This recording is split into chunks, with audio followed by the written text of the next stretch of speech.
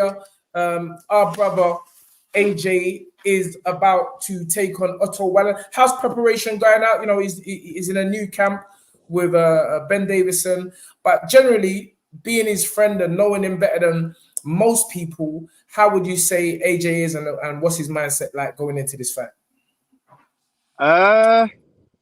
You know what? I feel like this is the best it's been for a long time, and Excellent. that's not throwing shade on no coaches, no countries, no nothing where we've been in camps, but I feel like there's something just about this whole thing that's run very smoothly, and Mm, like from start to finish, it's just been like let's go, let's go, let's go. So there's been minimal like interferences. It's just been phone calls, contracts, fight, press conference, boom, in camp, sparring partners flown in, sparring, training, work done, and then now they're all out in Saudi Arabia. So I can't complain. Like, you know, normally the camps that go on while the negotiations are going on, and it goes from a 12-week camp to a 14-week camp, and then yes. like, so this one's just been smooth. I'm not gonna lie, it's been nice. Do you think that's a lot to do with actually the Saudis, putting up the money, setting everything in a way where everybody can just stick to their job, or is it the fact that AJ is now at a place where he feels more comfortable? There's no added pressure on him. You know, he can just get on with his job, and he's in a good place. Yeah, do you know what? I personally think there's loads of reasons for it. I think, in all honesty, like I said, he tasked us to fight 3 times this year. He was Yes. so on fighting 3 times this year that when it got to Mm, the point where every week he's texting saying, "What's going on with the fight? What's going on with the fight?" And this was before the opportunity presented itself.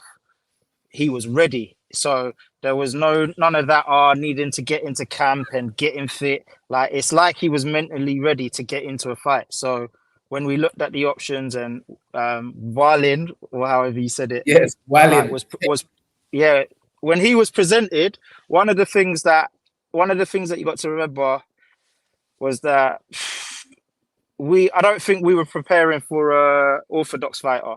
So I had started already getting some sparring partners in, and they were all just orthodox guys, just like that. And we had a plan in place, but we didn't think it was going to be possible. So he was just ticking over, ticking over. But then when the phone call came, it's just like everything just switched. Boom. All right, Yes. cool. Everything's ready. Everything's ordered. Like, all the things were in place for a fight at the end of the year. So this has just gone through. And then going back on what I was about to say is, when we took that Andy Ruiz fight, Yes. one of the things that we overlooked, I would say, was that I think we were a bit not clouded, but it was more the fact that he was a big guy, out of shape, how it kind of looked. Because obviously there's so many parts to the business that I always try and highlight that you guys won't see. But I don't want to put, like, I know it's boxing and it's not a fucking, sorry, can I swear on this? It's not a bodybuilding. It's not a bodybuilding competition. But I want the man on the other side to at least look ready. But Yeah, yeah. Andy Ruiz had just come out of a fight.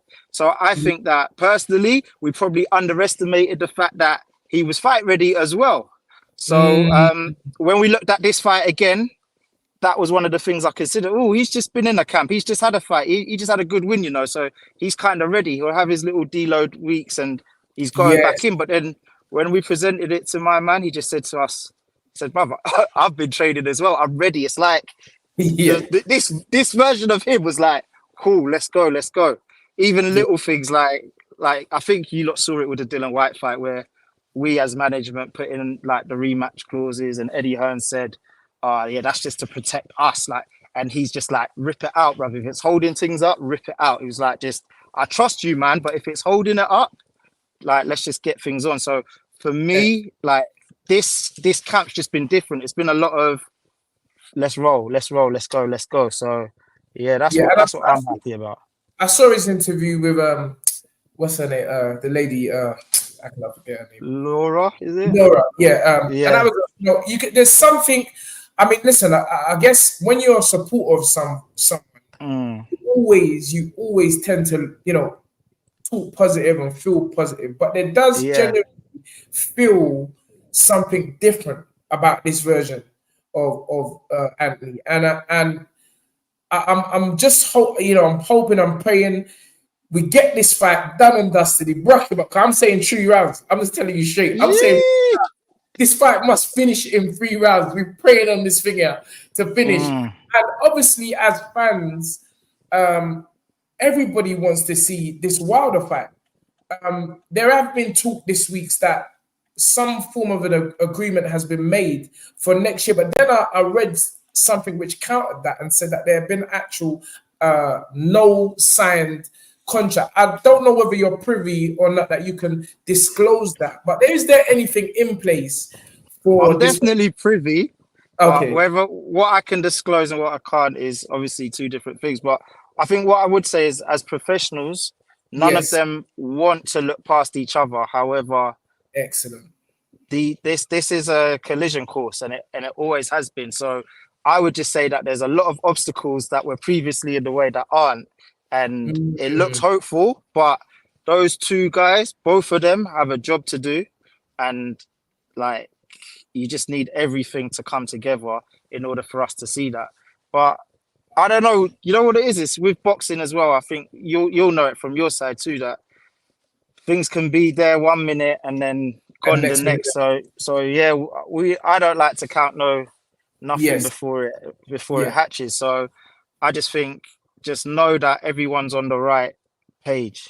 Everyone's on the right page, and there's only a few. I've thought of all the scenarios that can alter this, and there's only a few. But obviously, the main thing is that they both win that night, and then everything else can match up for next year. But they both want it. That's what's quite that's interesting. I've always stood on that. AJ wants it. AJ's always been like that, and this is why I feel like we don't really talk too much. Obviously, he's got his media obligations, but like I said, when you look at his career, he has time after time just stood on what he says. When can he fight? When can he fight? Since he turned pro, he's consistently fought. There hasn't even been injuries that have really altered his trajectory, career or nothing like that. Yeah, but and then not to throw shade on other fighters, I've seen other fighters lose themselves to whether it's mental health, whether it's substances, whether it's injuries, whether it's needing to take a break. One thing about him, no matter what you lot want to say, not you lot, but the public want to say, whether they think there's challenges there, does he not turn up and fight for the public each year? There's not been a break. COVID didn't even stop him. So that continuality that he has, I think people really have to see that he is about what he says on this fight thing. He hasn't had to ghost. He hasn't had to do nothing like that. And that's when people say that he might be mentally weak or something. I say question the people that had to take substances, because that's a form of being mentally weak. Yes. You see what I'm saying? Question the man that say, "Oh, I'm taking time off the sport to see blah blah blah blah blah." Nah, every time after win or lose, he said, "All right, let's roll." So for me, I'm just on this thing that he's always wanted it, but from the other side, I'm seeing that they want it as well. So like I said, the obstacles are not in the way they once were. Broadcasters don't matter, promoters, management, everything seems to be in place. But yeah, I don't really want to look too over what we've got in front of us, because I think they're both in fights that are somewhat tasty. Yeah, and it's heavyweight boxing anyway, and you as they say, anything can happen in the heavyweight boxing. But I'm just happy and pleased to hear of what is going on, or what's in terms of preparation, his mental state, and let's all pray that next week Anthony comes through, and we set up this mega. To be honest with you, Deontay Wilder has got a hard fight. That's not a given fight as well, because you're talking about a man that's he's been inactive 14 months. Parker's been active. Even the amount of rounds he's done. Exactly. And Parker looks good, I'm telling you, I'm telling you, this could, if there's going to be a banana skin, I'm saying it could come from Joseph Parker because he's got one of those kind of spirits that, he's Yeah. from New Zealand and, anything can happen. He's only been stopped once, 33 Who's wins, that? 22, Joyce. Yeah. Joseph Parker, 33 wins, 23 KOs, and he's only been stopped by Joe Joe Joyce, Joyce. which was a grueling fight. It was really a war of Mm, attrition, but he was well in that fight. And Joseph can punch. AJ's defeated him as well. It's a good fight, and let's just hope that next week everything goes as is planned, and we can set up this mega fight between yeah. AJ and Wilder, because I feel that that's the fight. I'll be honest with you, more than any heavyweight fight, that is the fight we need to see. And if Nigeria had their economy in place, we could have got in Nigeria. But now I feel that we're going to get in the Saudi. But I don't Listen, want to look I've too had far. so many conversations and meetings about hosting it in the continent, and it's Yes, such a shame that it's never materialized. So yes, I don't know yes. what else I could do. Listen, if there's any people listening here, I'm not hard to contact, but I've been trying to get a fight on in the continent for a minute. So Yes. yeah. All But right. listen, let me ask you this as well, though. I know it's your streaming that, but you know, in my world, I don't know if it's because we're in the United Kingdom and we're a minority, but the way people are always asking for the Fury fight as well as the Wilder fight, Yes. it to me, obviously, Fury's got his thing going on with Usyk, but I've always just been torn on not knowing what's a bigger fight globally, because the amount of people that ask me, say, regardless of belts, regardless of who loses to who, they've always wanted to see stylistically him and Fury as well as him and uh, Wilder. So, Right. what's your thoughts? What I would say is this. I think for a period of time, the Fury AJ fight was the fight that people wanted to see. It's a fight that people still want to see. But I think as Mm, time has gone on, Fury obviously defeating Deontay twice, drawing with him once, and obviously his non-performance against Francis Ngannou, I feel like mm, the whole narrative now has switched back to AJ. Not that it wasn't there in the first yeah, place, but I yeah. think now, at this moment in time, you have two explosive punchers. Anthony Joshua of 26 wins has 23 knockouts. And Mm. the man Wilder as well, 43 wins, 42 Has he got knockouts. 23 knockouts? Yeah, AJ's got 23 knockouts of 26 fights. Oh, wow. Okay. Yeah, bro, someone said it to me I, the I, other day. I was sorry to cut you. Someone said it to me the other day. I was like, bro, now I know why it's so hard to match AY, my hand, yeah. mm, 24 wins, 23 knockouts. yeah. Listen, when you're matching and that box record, the numbers don't lie, you're like, hey, You get hey. me? So it's like, bro, it's not an easy thing to just match man like that. But obviously, Nah, it's not. AJ is a global star, and I feel whatever the case, it doesn't matter when it is, whether it's today, tomorrow, next year. There is always going to be a general excitement within the public to pit two punches against each other.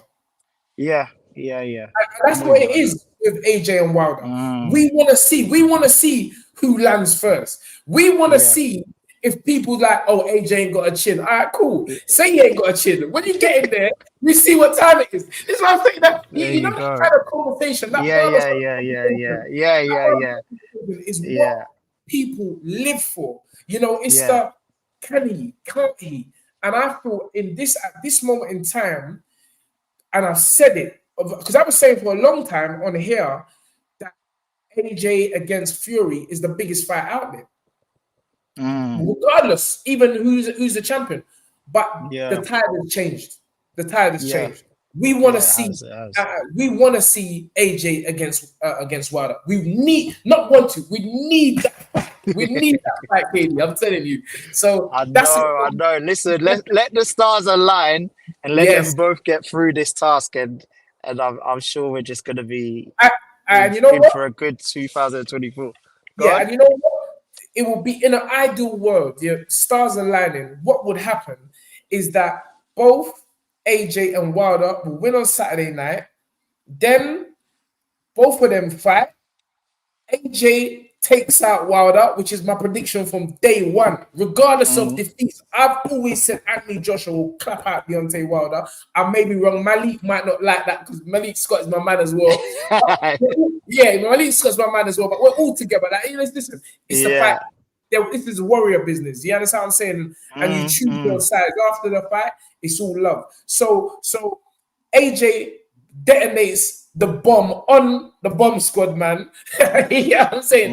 And mm. then Fury beats Usyk, and then Merry Christmas. We got the fight that we wanted. AJ Do you v. know how many times I've played these things in my head? And Yeah, I'm but telling you. yeah, yeah. I'm telling you. And then what? What? Then we have I don't really. think he beats Usyk though. Yeah. I did think that. I've said this. I've said this, and because it's about timing. I'm not gonna go with But the narrative.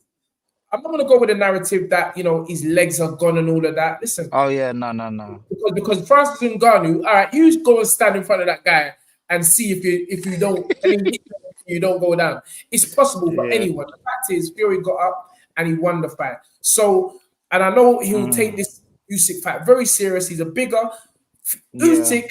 His movement is going to cause problem. It's going to cause Yeah. problem.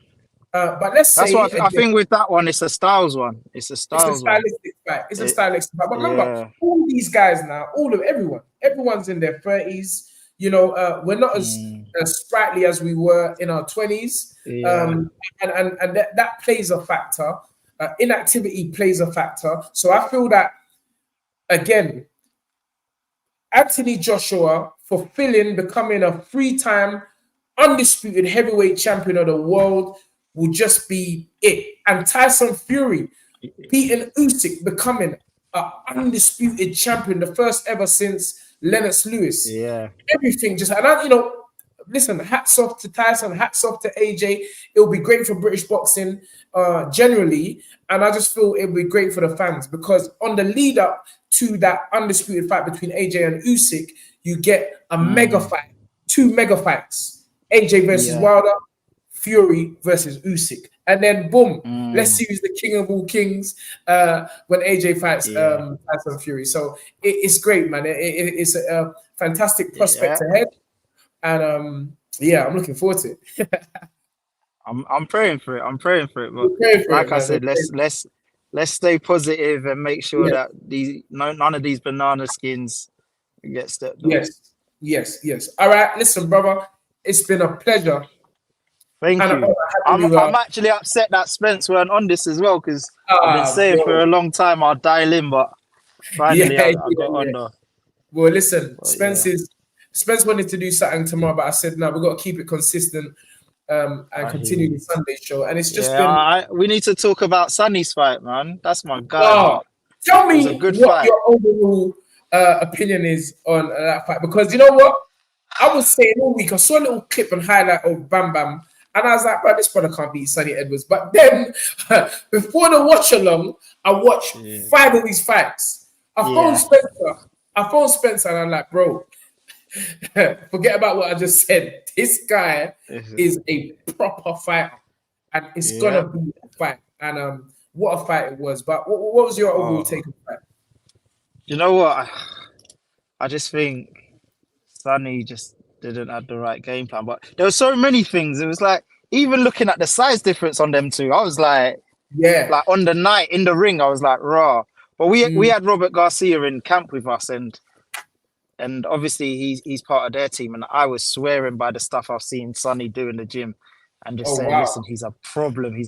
Yeah. Robert was willing to bet everything on Bam, everything. I said, nah, I'm not even that confident to bet. So let me leave you where you are. But he said to me, this kid is the truth. So I think Sonny's still Sonny's obviously world level. And Yes. it just wasn't his night. But I think he showed a lot of heart. I don't like all this quick talk. I think these armchair fans. I know a few fighters and pundits and have kind of thrown it about there, but I don't really like that because remember this is his job as well. If you feel Yeah. like something ain't right, why are you gonna stay in there Yes. to have And your that's eye what I said. just blown out? Nah, man. It's obviously his corner's got a job to do. He also knows his body. Like you can fight another day now. Like I'd like Well, to see him. listen, listen, I don't get involved in this Twitter thing because Mm. I got a short temper. And I don't want to get back to where I come from. Man Oh, spent all of his I life hear you with that. trying to leave that kind of talk. But I Yeah. heard that from Curtis Woodhouse and I tweeted, I'm like, bro, I'll be honest with you. I heard that you're a trainer now, and I don't feel you're saying a man quitting all of that. I don't feel you're setting a good example Mm. for the youngers that's around you because at the end of the day, Exactly. as you've just said, these fighters have families, children, Mm. they have parents. No Yeah. one is looking to lose their life for your entertainment. Exactly that. You see what I'm saying? Exactly. So it's obvious that you have never been in a position where your life is in danger. That's why you Yeah. have a corner. That's why you have a management team. This is why Yeah. you have people that look after these fighters. Because Yeah. left to them, you see me do it Yeah. with my Ann. Yeah. Yeah. Of Ann was, course. Ann was ready to die. And I'm like, I no, brother. know. All of these fighters are. I'm telling you, a lot of these fighters, they're ready to, but you got to think of tomorrow. It Tomorrow, this ain't is what I'm worth trying it. to say. This is It what I'm ain't trying to worth say. it. All these things, I'm ready to die. No, no, no. You're not ready to die, bro. That's Yeah. nonsense. You get what I'm saying? Yeah. You get into the sport, it's prize fighting, it's to make your life Yeah. better, your family's life better. And there's Yeah. got to be a point, there may come a point, not all of us are Joe Kazagi, Floyd Mayweather, Andre Ward, but there comes a point in most Mm. times in professional boxing where Yeah. you just know it ain't gonna happen. Yeah. You, Yeah. you ain't gonna win. You ain't gonna win. You've done everything you can do. So then it's time for Mm. your corner to say, you know what? Listen, we live to fight Yeah. another day. We'll come again. That's it. And, That's and, it. I, and I feel that's what the case with apparently it was Sonny that told the corner, hey, bro, this thing ain't going on no more. Like, yeah. Listen, Sonny is one of the realest out there, so I won't be surprised if that's how it went down. But listen, I just Yeah. think, yeah, you lot have a job to take him back to his family in Yes. as Yes. close as condition he went into that ring. So I've Yeah. got hats off to him. I'm happy he went there, made his money. He actually, I think he showed a lot of heart. He was fighting back the whole Well, time, this is like what so. I'm saying. This is exactly what I'm saying. Oftentimes, when you have a fighter that has displayed so much skill Mm, and made everything look so easy, yeah, there's always that thought. Yeah, bro, what's gonna happen when he's in a real fight when someone comes to take it to him? yeah, And it's only yeah, at that point. It's like when Ant fought Beterbiev. People never mm, seen that in Ant, but yeah, I know that's always there. I know yeah, yeah, fight was Ant's first pull. He wants to yeah. rock it out, but listen, we're trying to have a long Listen, career, longevity. everybody hears about Ad as well. Yeah, yeah, I yeah. hear about him. Trust How me. many So people tell me? A lot of man, I think a lot of men tell me they've never seen anyone train as hard as him. no, His name gets thrown out there. They said he, so. no. I hear it a lot. I hear so much about him. So whenever I see the Twitter stuff, and I'm just like, it's just Yeah, mad how people form opinions just off the snippets that and we give it them. is So mad. It's so mad yeah, because the two namesakes, Anthony Yard, Anthony Joshua. mm, These guys don't talk. They're not about talking. yeah, I mean, Ant's career is really it's me talking all the talk from the yeah, beginning. yeah, Not so much now because I don't need to talk, but yeah. they're very internal individuals. Just want to get on with Mm, the job, and that's it. Just do their thing. fight. So Sonny Edwards, I don't think he has anything to be ashamed of. He put on a great performance last night against someone who's just a special talent at the age of Mm. 23 years.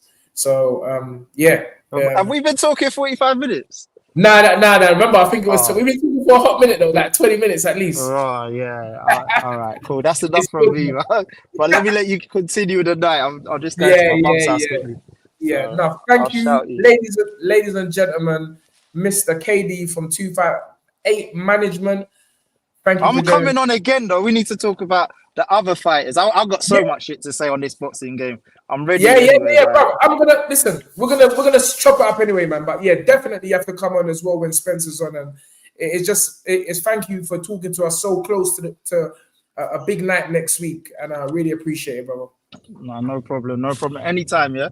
Yes, sir. Yes, sir. All right, All love. right, take care, man. Come on. This is it, people. The fight is right. You always this is what I'm say. You always get the exclusives on the fight is right. And fantastic brother in KD, someone that's been with AJ from the start, and really has his back. And you can see you're seeing someone talk about AJ who really knows him, who really is with him, who really knows what he's about. And again, we're really like dispelling rumors. We don't do rumors on the fight is right. We don't do rumors on the fight. Right? We want it from the, as they say, the proverbial horse's mouth. And you got it tonight. So we want this fight. We want the fight next week to go smoothly. I did invite Malik on the show and Deontay. They probably haven't seen it yet, but that would have been good to have them with us also. I'll put the link up again. I'm sure I put the link up. Anyone can come through. Let's talk. Let's get back to the main thing. And if we come back to the great card next week in the Saudi, then we'll do that. But what is everyone's thoughts? I want to know what everyone's thoughts are. Yeah, press the like button on last week or last night, should I say? I'm gonna put up the link. Let me get this link again. Where did I get this link here? Maddie, this is what I'm trying to say. Maddie has to show me how to do these things. I'm sure I've done it. Okay, invite. Okay. Here's the invite. Copied. Right. So I know what I'm gonna do. I know. Post it in here. Paste. Okay. So there you go, everyone. If you there's the link.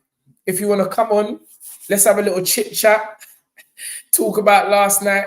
From my perspective, I think we saw something a bit special last night in Bam Bam. This you can fight. This you is a special talent. And I think what kind of threw Sonny was the fact that he could do everything. He can box, he can fight, and it's actually the first time. It's actually the first time where you've seen Sonny been made to think overtime. He was actually forced into that position where he had to stand there and rock it out because he worked at he worked on him. Yeah, come on, it's gonna happen, bro. It's gonna happen. It's gonna happen. Everything is timing, as we just said. Anyway, you're making me go down another route. Everything was everything happened last night where Sonny had to show a character or a part of himself which he'd never shown before. He'd never shown before. And I think for that, it's all right disrespecting people and saying, Sonny talks this, he talks that. Yeah, we know all that. Sonny's even come at me before. And I want to say, bro, when I see you, I'm gonna bust you up. You little rat. Don't try. Bro, you don't know me. But obviously I'm older, I'm wiser now. So, I realize that you look at people and you let them live their journey. Let them act how they want to act. As long as they don't physically touch you, it's a sticks and stones thing. But I'm being honest with you, my blood was boiling when he was chatting nonsense about me. And if I was a revengeful person, I'd be slagging him off after last night. I'd be in all sorts of madness, but I'm not. I just don't carry that kind of stuff in my heart. And I have to say that I was very, very pleased with Sonny Edwards last night. The performance he put up was tremendous. We have Skyliner, the man, Skyliner. Oh no, wait, let me unmute his mic. No, you have to unmute the mic, Skyliner. Unmute your mic, bro. Can't unmute the guests because they chose to mute themselves. Oh, you here now, bro? Mic check. Yes, Tunde. Yes. How you doing? How you doing, bro? I'm good, man. I was just listening to you, and I felt like I needed to speak on this quitting business. On the what It's so business? easy to. Pardon? Speak on the what business? Sorry, I didn't catch that part. Oh, people saying, "Oh, this guy quitted. Okay, yes. Um, Yeah, yeah, the quitting he's a business. quitter." Yeah, the quitting business. So Yes. what I want to say is that people like I forgot his name now. Uh, the boxer who was a footballer. He said Curtis quitting. Woodhouse. One second. Curtis, you're talking about Curtis, Curtis Woodhouse. yeah, One second. Curtis Woodhouse. 1 second, So Skyliner. 1 second, yeah, 1 second, because you know me, I don't like things to slide. Thank you, Matosha, for the $9.99. He or she says, all this little insight goes a long way. Thank you, KD, for coming on the show. As big as 258 management is, they still manage to bless the show. What's your excuse, guys? Come on, yeah. But that's what I'm trying to say. When I'm inviting man on the thing and man's turning it down, you're disrespecting the fight is right. Because this is what I'm saying. I phoned KD.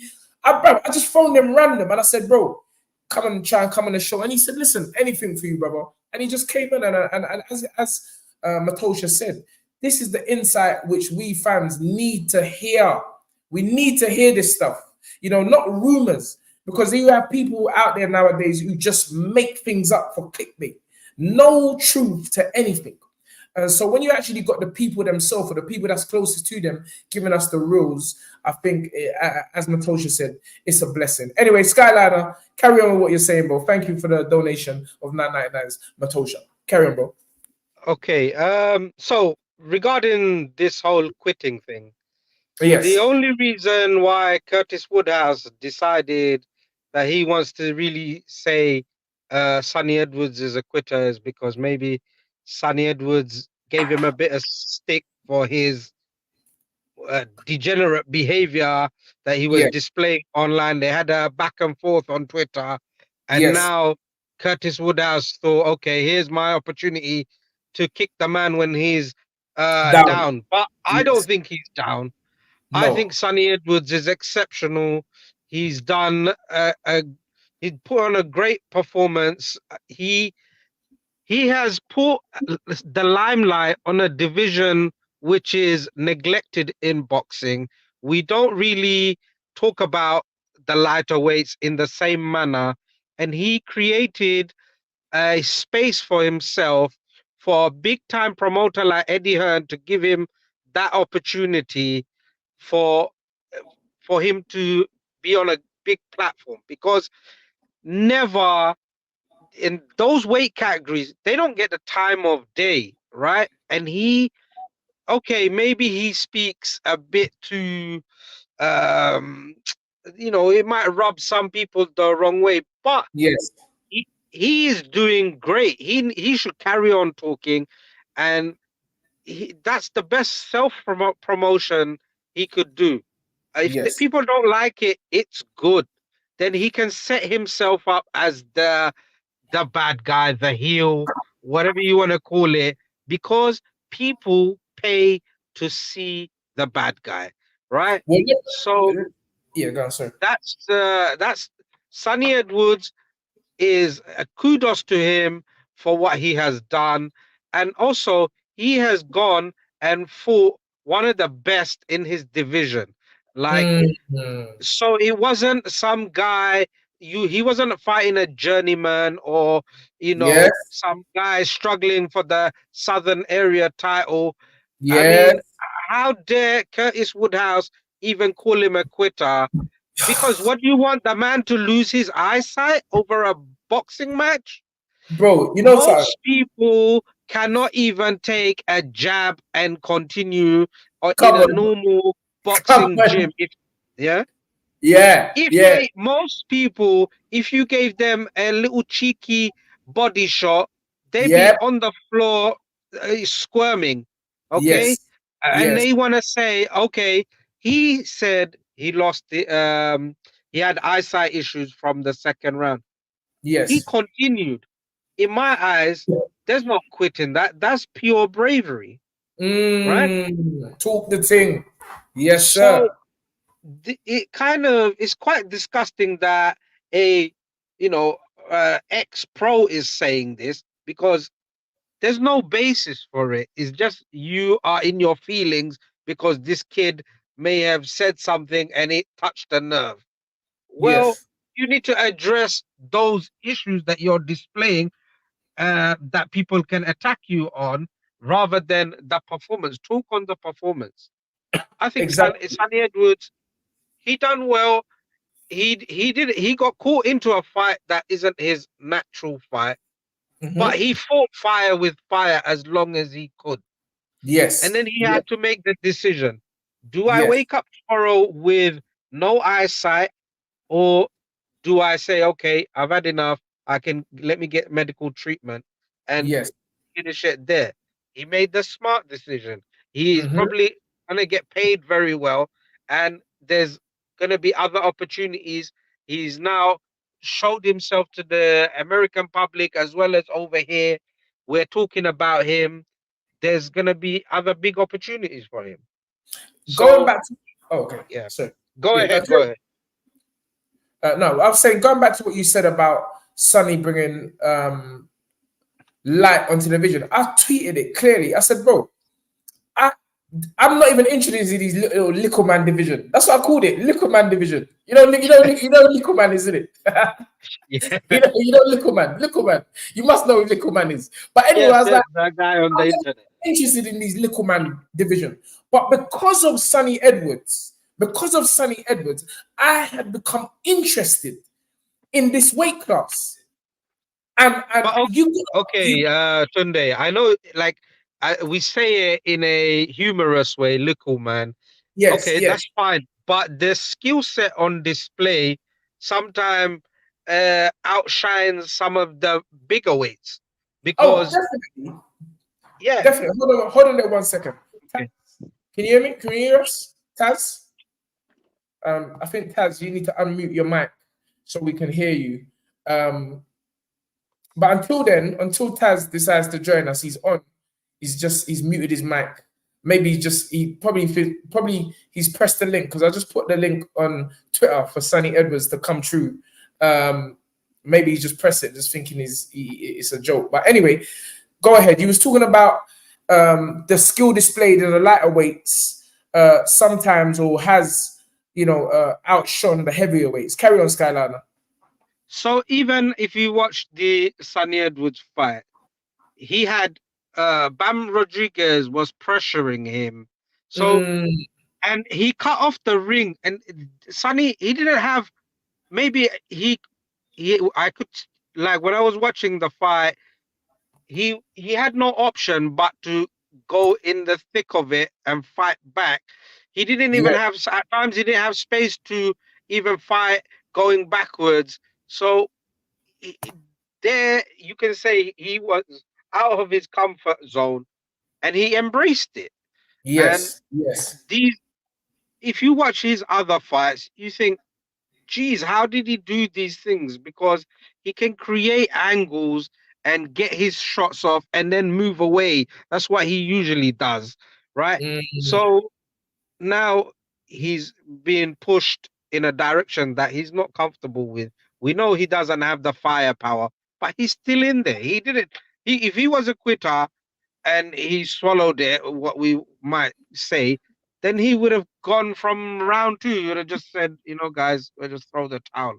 But he didn't do that, you know? yeah. And Go on, carry on. Sorry, I don't mean to keep cutting you. Sorry, carry okay, on. it's fine, it's fine. And for why people, boxers in this day and age is so important, that either they talk or their trainer or management talk. Like you said, um, Anthony, he doesn't talk as much. But actually, I like it when boxers talk, even if they talk smoky. And I remember when you used to talk for him in Yes. the early days, I it made me click on and say, okay, what is he saying? And then you Mm, had people saying, oh, it's all about him. But yes. people, Yes. the likes of Paul Smith and whatnot. Yeah. I was like, well, we don't care what you're saying about Paul, because if Tunde didn't speak, my attention wouldn't be going onto Anthony Joshua. I mean Exactly. Anthony That's it, Yard. yeah. Sorry, Yes, sir. misspoke. Yes, Yeah. sir. Here's the thing. So and then that's how I became a fan who followed his fights. You know, Mm, and then mm, I watched his interviews. I wouldn't be going on IFL or whatever and watching his 20-minute interviews. You know, mm. so And I if feel, God, sorry. I keep on thinking you're finished, but Karen, I want to hear what you go have on, to go say. on, I'm No, no, listening. Karen, bro. Karen. So it's important, like you know, as fans, we need to be on these guys' journey from the start, because when you become a fan of these boxers, especially somebody like me, I'm a bit privileged that I can go to the fights and things like that, but I need to be invested, because you know when you start off as a new boxer, it's not straight away. Somebody doesn't jump on the bandwagon or whatnot. Those guys that capture the imagination of the fans, then the fans slowly start coming closer. They might start watching the fights. They'll watch Yes. the clips. They'll see the highlights. Then they decide, okay, I'm gonna buy a ticket. I'm gonna go Mm, see him in the Stratford Stadium, copper box. uh, Copper Box, right? Yes. Copper Box, it wasn't even it wasn't even a Come on. renowned Come on. No venue. one didn't even know about copper box. No one Yeah, didn't but even know then about copper box. exactly. But now we know it's round the corner. He's the boy from that neighborhood. We'll go Yes. watch. You know, I will go. I will bring a couple of my friends. We'll make a night out of it. Or Yes. he's fighting Beterbiev. I had a party in my house, a boxing party. Come Like, on. Come on. you know, Yeah, yeah, yeah, yeah, yeah, yeah. obviously, you know, the result didn't go our way, but now I feel like even I say it in my language, our way. I got nothing to do with this fight, but Mm, it's like I'm supporting a team. That's the team, you know? yes. So Yes, sir.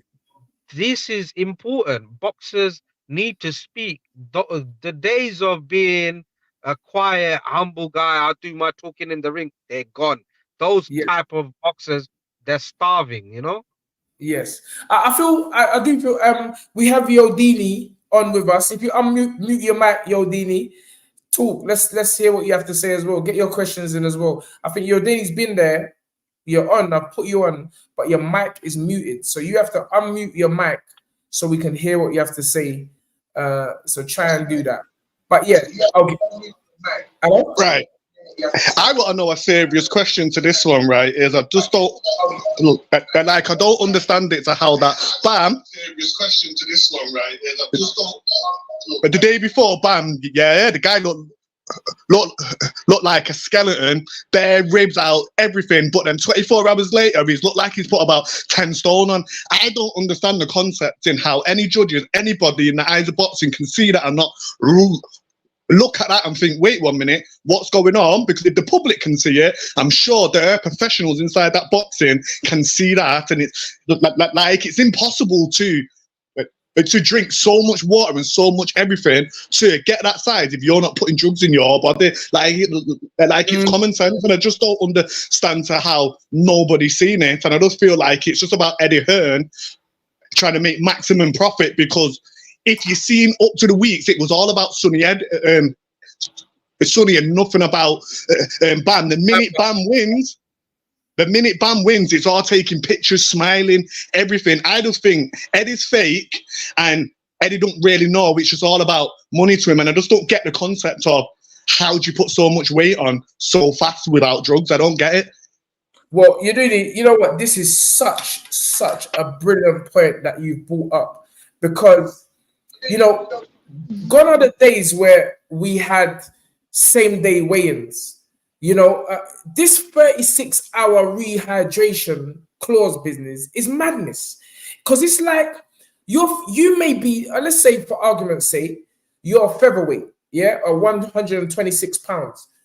And then after 36 hours, a man's coming in the ring a light middleweight. That basically means you're fighting someone 3 divisions bigger than you. And that I feel does play a big part in the results, because a good big one will always be a good small one. And I think that that's what we're seeing.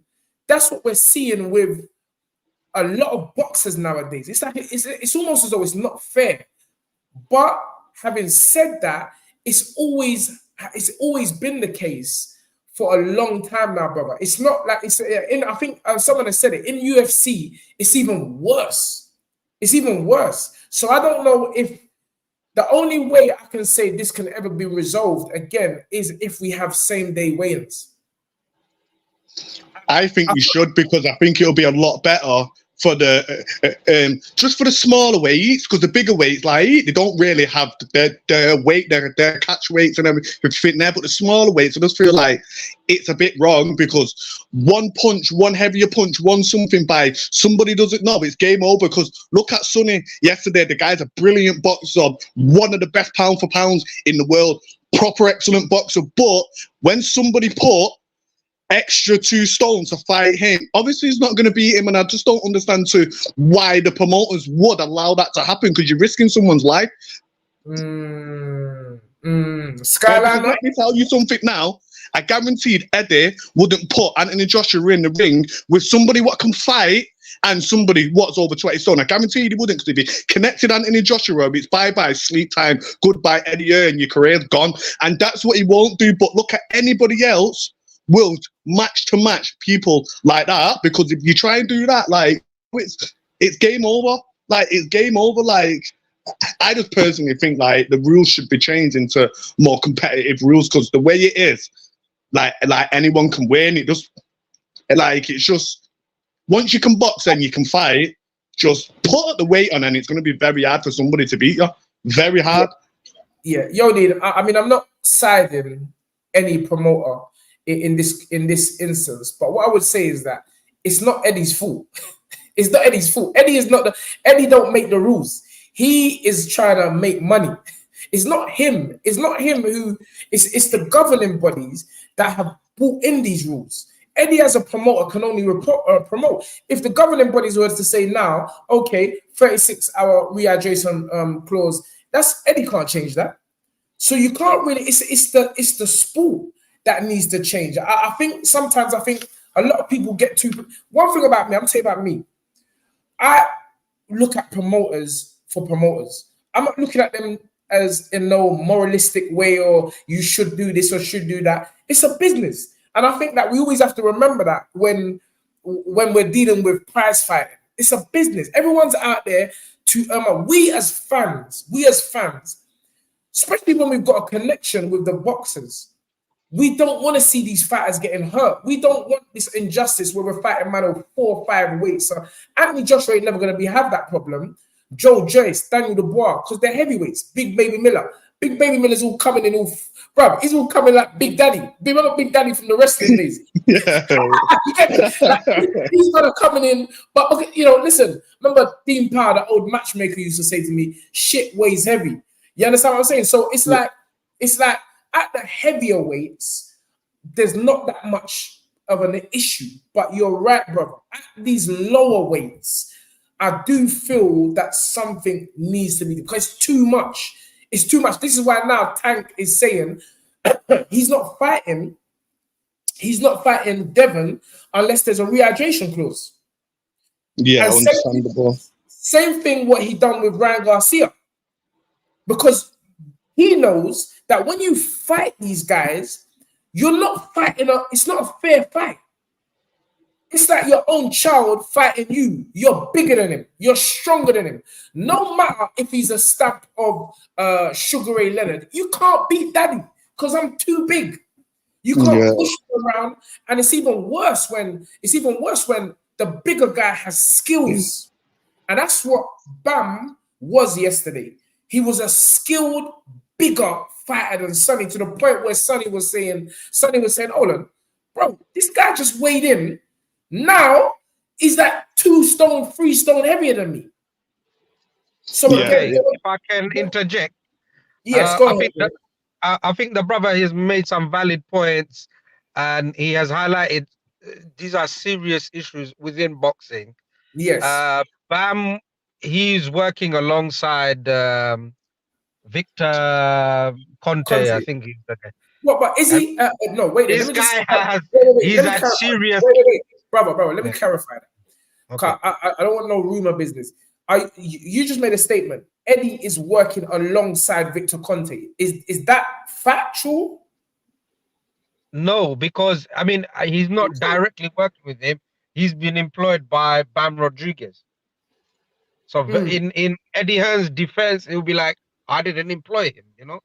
Oh, the thing is it's just he's had previous allegations against him. That's what makes it the gray area come to the light, basically. But so has And Anthony also Joshua, though. the pardon? And that's the problem. And so has Anthony Joshua. If you look at Anthony Joshua's early career, it's not in the news and it's not out there. But Anthony Joshua's took drugs through his years.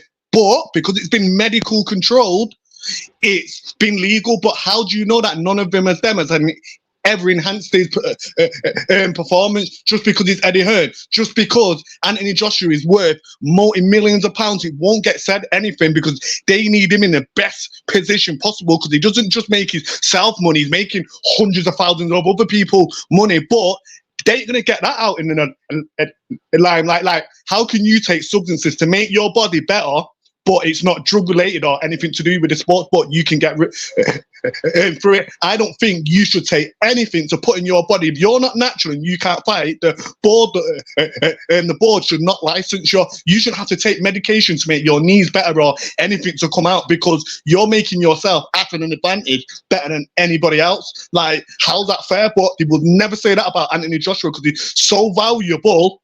If he crumbles now, the whole boxing game crumbles, and you've got nobody in Anthony Joshua's position to maybe boxing good. Because yeah, Tyson Fury sells out arenas, but Tyson Fury needs a good dance partner. Anthony Joshua can physically fight anybody. Bro. As far as I know, AJ hasn't failed any All right, tests or wait. he hasn't had any allegations. Skylar, let me just deal with this now. Okay. Brother, listen, I respect your opinion. That's why I've let you speak on it. We're kind of going off subject now, but what I would say is this: we can't, as fans, just start saying that man's taking drugs. You can't just come here with that. You got an opinion, yeah. This ain't the Fight Is Right is not one of them shows. It's a positive show. We don't really get into this because I know so many people have opinions. But my thing is, you can't just say Anthony Joshua is taking drugs or he took drugs early in his career because you ain't got no proof for that, bro. So we can't. You see what I'm saying? You can't just. Well, you can because you said it. But I can't allow man to continue with this kind of line of conversation, saying because that's like a man saying to me, I'm something, and you ain't got no proof. Yeah, there's no proof. Anthony Joshua has never been found guilty for substances. He ain't been never. Brother, this is a youth that come from Watford, came up like a man that chose boxing, became a star, got the blessing, representing, and then people are saying he's taking drugs, but he ain't failed no drugs test. He ain't failed no drugs test. And believe me, if as a black brother, if he was a drug taker, he wouldn't be in a position where he is today. So that's just my own opinion. But I don't want to get into this level of conversation. I want to go back and keep it on subject. Just people's opinions and thoughts of the fight last night, how Sonny performed, and what next for him. Please, let us not get into this name calling and what have you. That's wrong. Yeah, bro. So let's leave that line of conversation out. But thank you for your comments. People was telling me to lock you off, but I'm like, no. Sometimes we just need to explain to brothers what this is about. Because, like, The Fight Is Right. We are a positive show, and we really like to highlight and give people an opinion. We're not about saying things that there's no facts. It's no fact. You can't just come on man's show and just, it's not that. So we respect your opinion, but let's keep it moving. Thank you, bro, for coming on. I appreciate it. Yeah. Sometimes that's how you got to keep it nice. You can't just lock man off without no explanation. Anyway, that was a bit. Man saying some old weed. Yeah.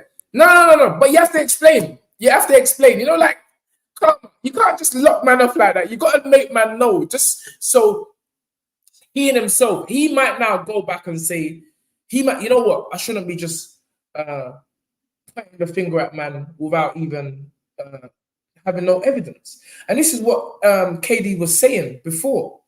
He was saying, like, it's funny how people just come up with these perceptions. So that's how I know when you get to the top of this sport or any sport, football, what have you, you have to be prepared to hear this kind of stuff. You have to be prepared to hear this kind of stuff. Anyway, can we get back to boxing? Can we get back to boxing? Skyliner, you're gone. You're gone. Me personally now, I want to know what people think. Where does Sonny go now? Where does Bam go now? The weight, he did have a good point about the weight thing. That was, you know, that was one of the things that was what a lot of people was talking about. Even Sonny himself, he even spoke about it. He said, bro, this guy is coming in way heavier than what he weighed in. And it was obviously a issue with Sonny moving forward. But anyway, yeah, man said this brother's just an AJ hater. He brought AJ into it. Move yourself. Hold tight. Halim, this has been a good one. This is what happens. See, every time I let you lot talk, every time I let, thank you, Dotty Girl. Brilliantly handled, Tunde. Well done, sir. No. You know, sometimes that's all it takes. A little bit of understanding. You know, I'm hearing what everybody's got an opinion. Everybody's got an opinion. Sometimes you just have to listen to man, let them talk, and then just come back and say, you know what, bro, I hear what you're saying, but you can't just, we ain't having that. We ain't just, you can't just start lashing allegations on man, and you don't have no proof. But I want the Fight Is Right listeners to know that this is what comes with the territory when you are at the top of your field. You can't believe everything you're hearing or seeing or reading in the newspapers, on social, on Instagram, on Twitter. It's not everything is true. In fact, most of it is false. Most of it is false. So we just have to here we go. Bishop Tunde just defending his Niger brother. Bishop, I don't know what you're talking about, bro. Anyway, I can't even block you because you got about 59 accounts because you're a 419er. Leah, it's the truth I'm saying. Leah knows. I'm talking the truth. Anyway, I leave no comment. Man was rapping bars. Man needs to relax. That Bishop. Anyway, so next week, we also have a fight that, I don't know why, some people ain't really talking about it too much. And the fight I was looking at today, Daniel Dubois, 19-2, 19 wins, 2 losses, being stopped on both occasions, one by Joe Joyce and the other by Alexander Usyk. Again, the reason why people like watching Daniel fight, because he also high knockout ratio. And let us not forget that Daniel Dubois is still only 26 years young. He ain't finished. He's in that next crop. You know, 19 wins and 18 knockouts. One thing we know about Daniel is that when he gets into that ring, something's going to happen. Either he's getting stopped or they're getting stopped. And I think as boxing fans, it's something, you know, we love. We love in a kind of sadistic way. We love to see the KO. We love to see the KO. He takes on Gerald Big Baby Miller. Some would say that he shouldn't even be fighting. But he also has 26 wins with 22 knockouts, 0 losses. So he's coming in as an undefeated fighter and 1 draw. I don't know what anyone thinks about this fight, but I'm thinking, I mean, we've come on, I'm going to put the link up again. This could be a dangerous fight. I want to hear people's opinions about this fight. We've got, what's the time? 9:18. Maybe we're going for another 12 more minutes. Let me put the link up. Yeah. So this is a fight. This is a fight. AMG says Dubois by knockout. Possibly. One thing we can say, Miller has got a chin. Now, I don't know if that chin is down to the whole lot of drugs that he's got in his body or that he previously had in his body. Let's just say that he's not under performance enhancing drugs no more. He's a sturdy guy, a big guy that may use his weight as an. There was someone who just came in, I think it was Lucan, come back on again. Yeah, may use his weight as an advantage. And this is a fight I hope Daniel is very, very well prepared. I tried to get Don on. I did send Don the link this evening, but Don admittedly doesn't usually give interviews. He likes to keep quiet. On fight week, which is next week, you definitely will hear from Don. But Don historically doesn't like really talking that much. It's going to be a fight. It's going to be a fight. Taz Ali 87 who came on, bruv, try come on again. Because it's good to hear from you. He says the boy needs to keep it at range. Miller likes to stay on the inside and bully, use his weight on guys. And that's what I'm saying. He does like to fight like that. But I still don't think he's fought anyone with the firepower of Daniel Dubois. And so if Daniel boxes, which he showed he's a good boxer in the Usyk fight, Daniel showed me something really good in the Usyk fight. He was until he got tagged a bit, his movement, the game plan was correct. If you can adopt the same game plan, have the same kind of engine and fitness, because he will need an engine against Baby Miller. He's going to need an engine. He's actually going to need an engine because you don't want to be getting tired about this guy because he may not have that firepower, although it does say that he's got 22 KOs of 26. You have to look at the caliber of opponent. I think Daniel, I'm tipping Daniel to take him out there, but it's going to be a great fight. What's this I'm seeing?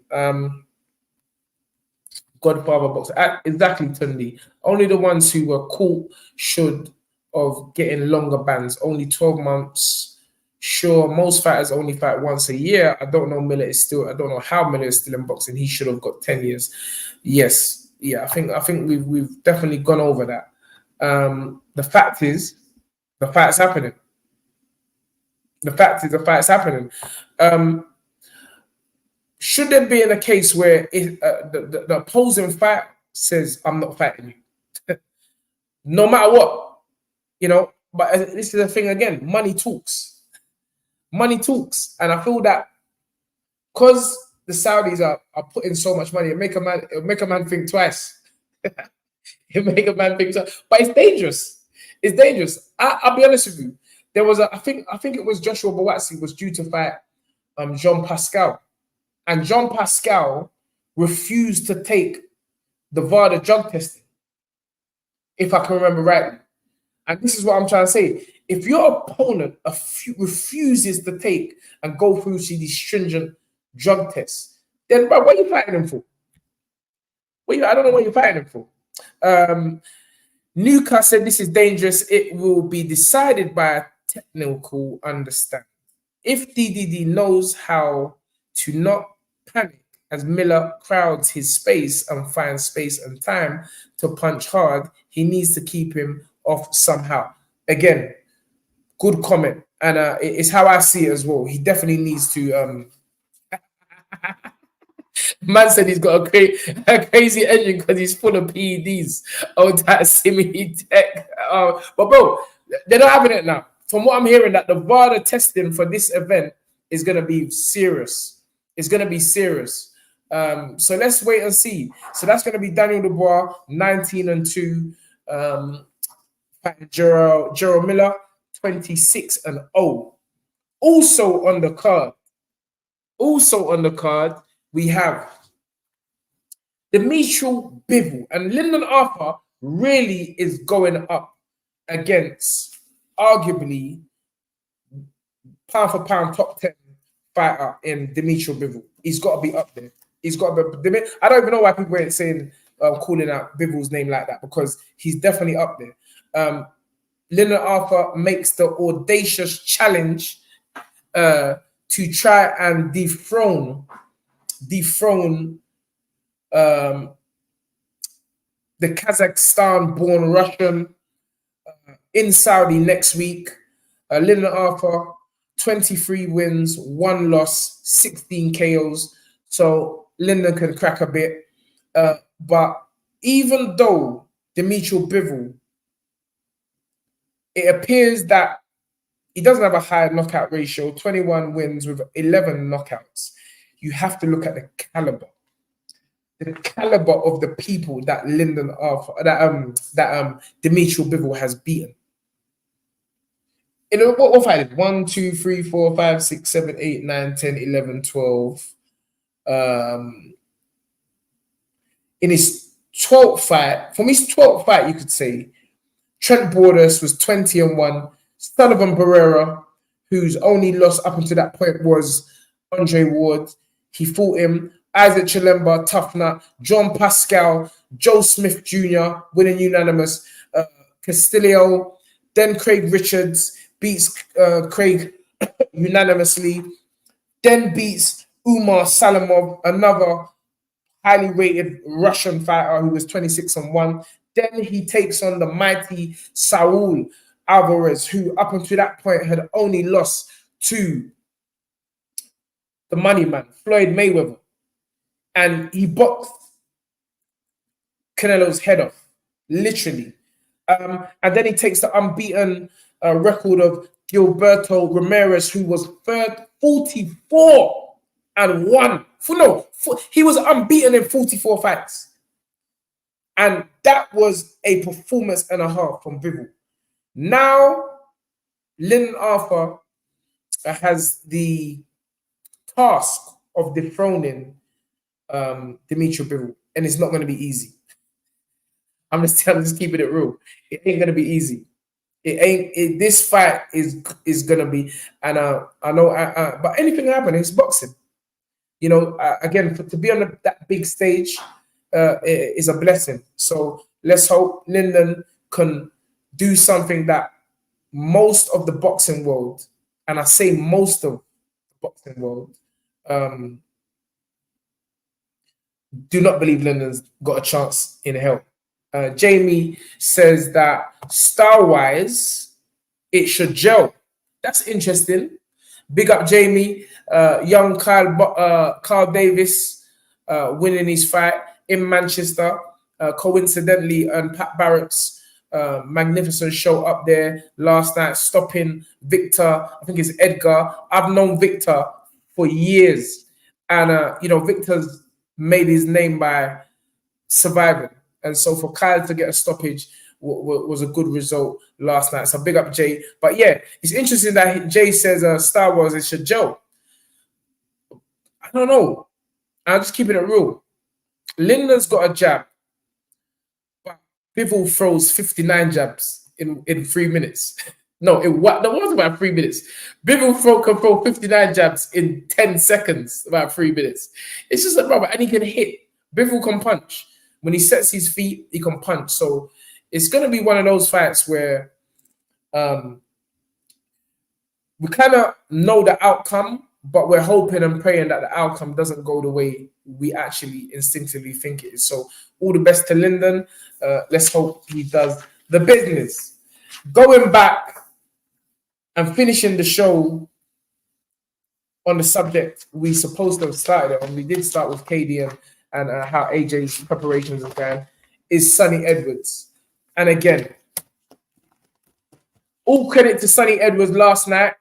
Sonny said he's going to be back at light fly, and super fly. He's going to rest up. The first defeat is often the hardest one to accept. A lot of fighters get depressed, and it's really a building process. But Sonny is quite adamant that he wants to get straight back in the mix with at the top level. And I feel that the flyweight division needs Sonny Edwards. The flyweight division needs Sonny Edwards because, again, no one weren't talking about these lower class before Sonny Edwards. So as long as Sonny can keep it up, keep the swag going, don't get dismayed, keep on talking that talk, keep on winding people up, people are just going to be interested. Whether they want to see you win, lose, or draw, they're going to tune in. Last night wasn't a pay-per-view fight, but the whole build-up, yeah, you know the Trevor McDonald, the paper shovel. Yeah, let me get my Trevor McDonald glasses on. Yeah, come on. Yeah, you know the whole build up to the fight. Sonny sold that fight good. He sold that fight good, and I feel that he needs to keep on doing this thing now. He needs to keep on doing this thing there. Is there anyone else who has anything to talk about? I've gone on for an hour and a half, but let's remember it took us about 80 minutes to get going. I can't. Junaid Boston. That young man again.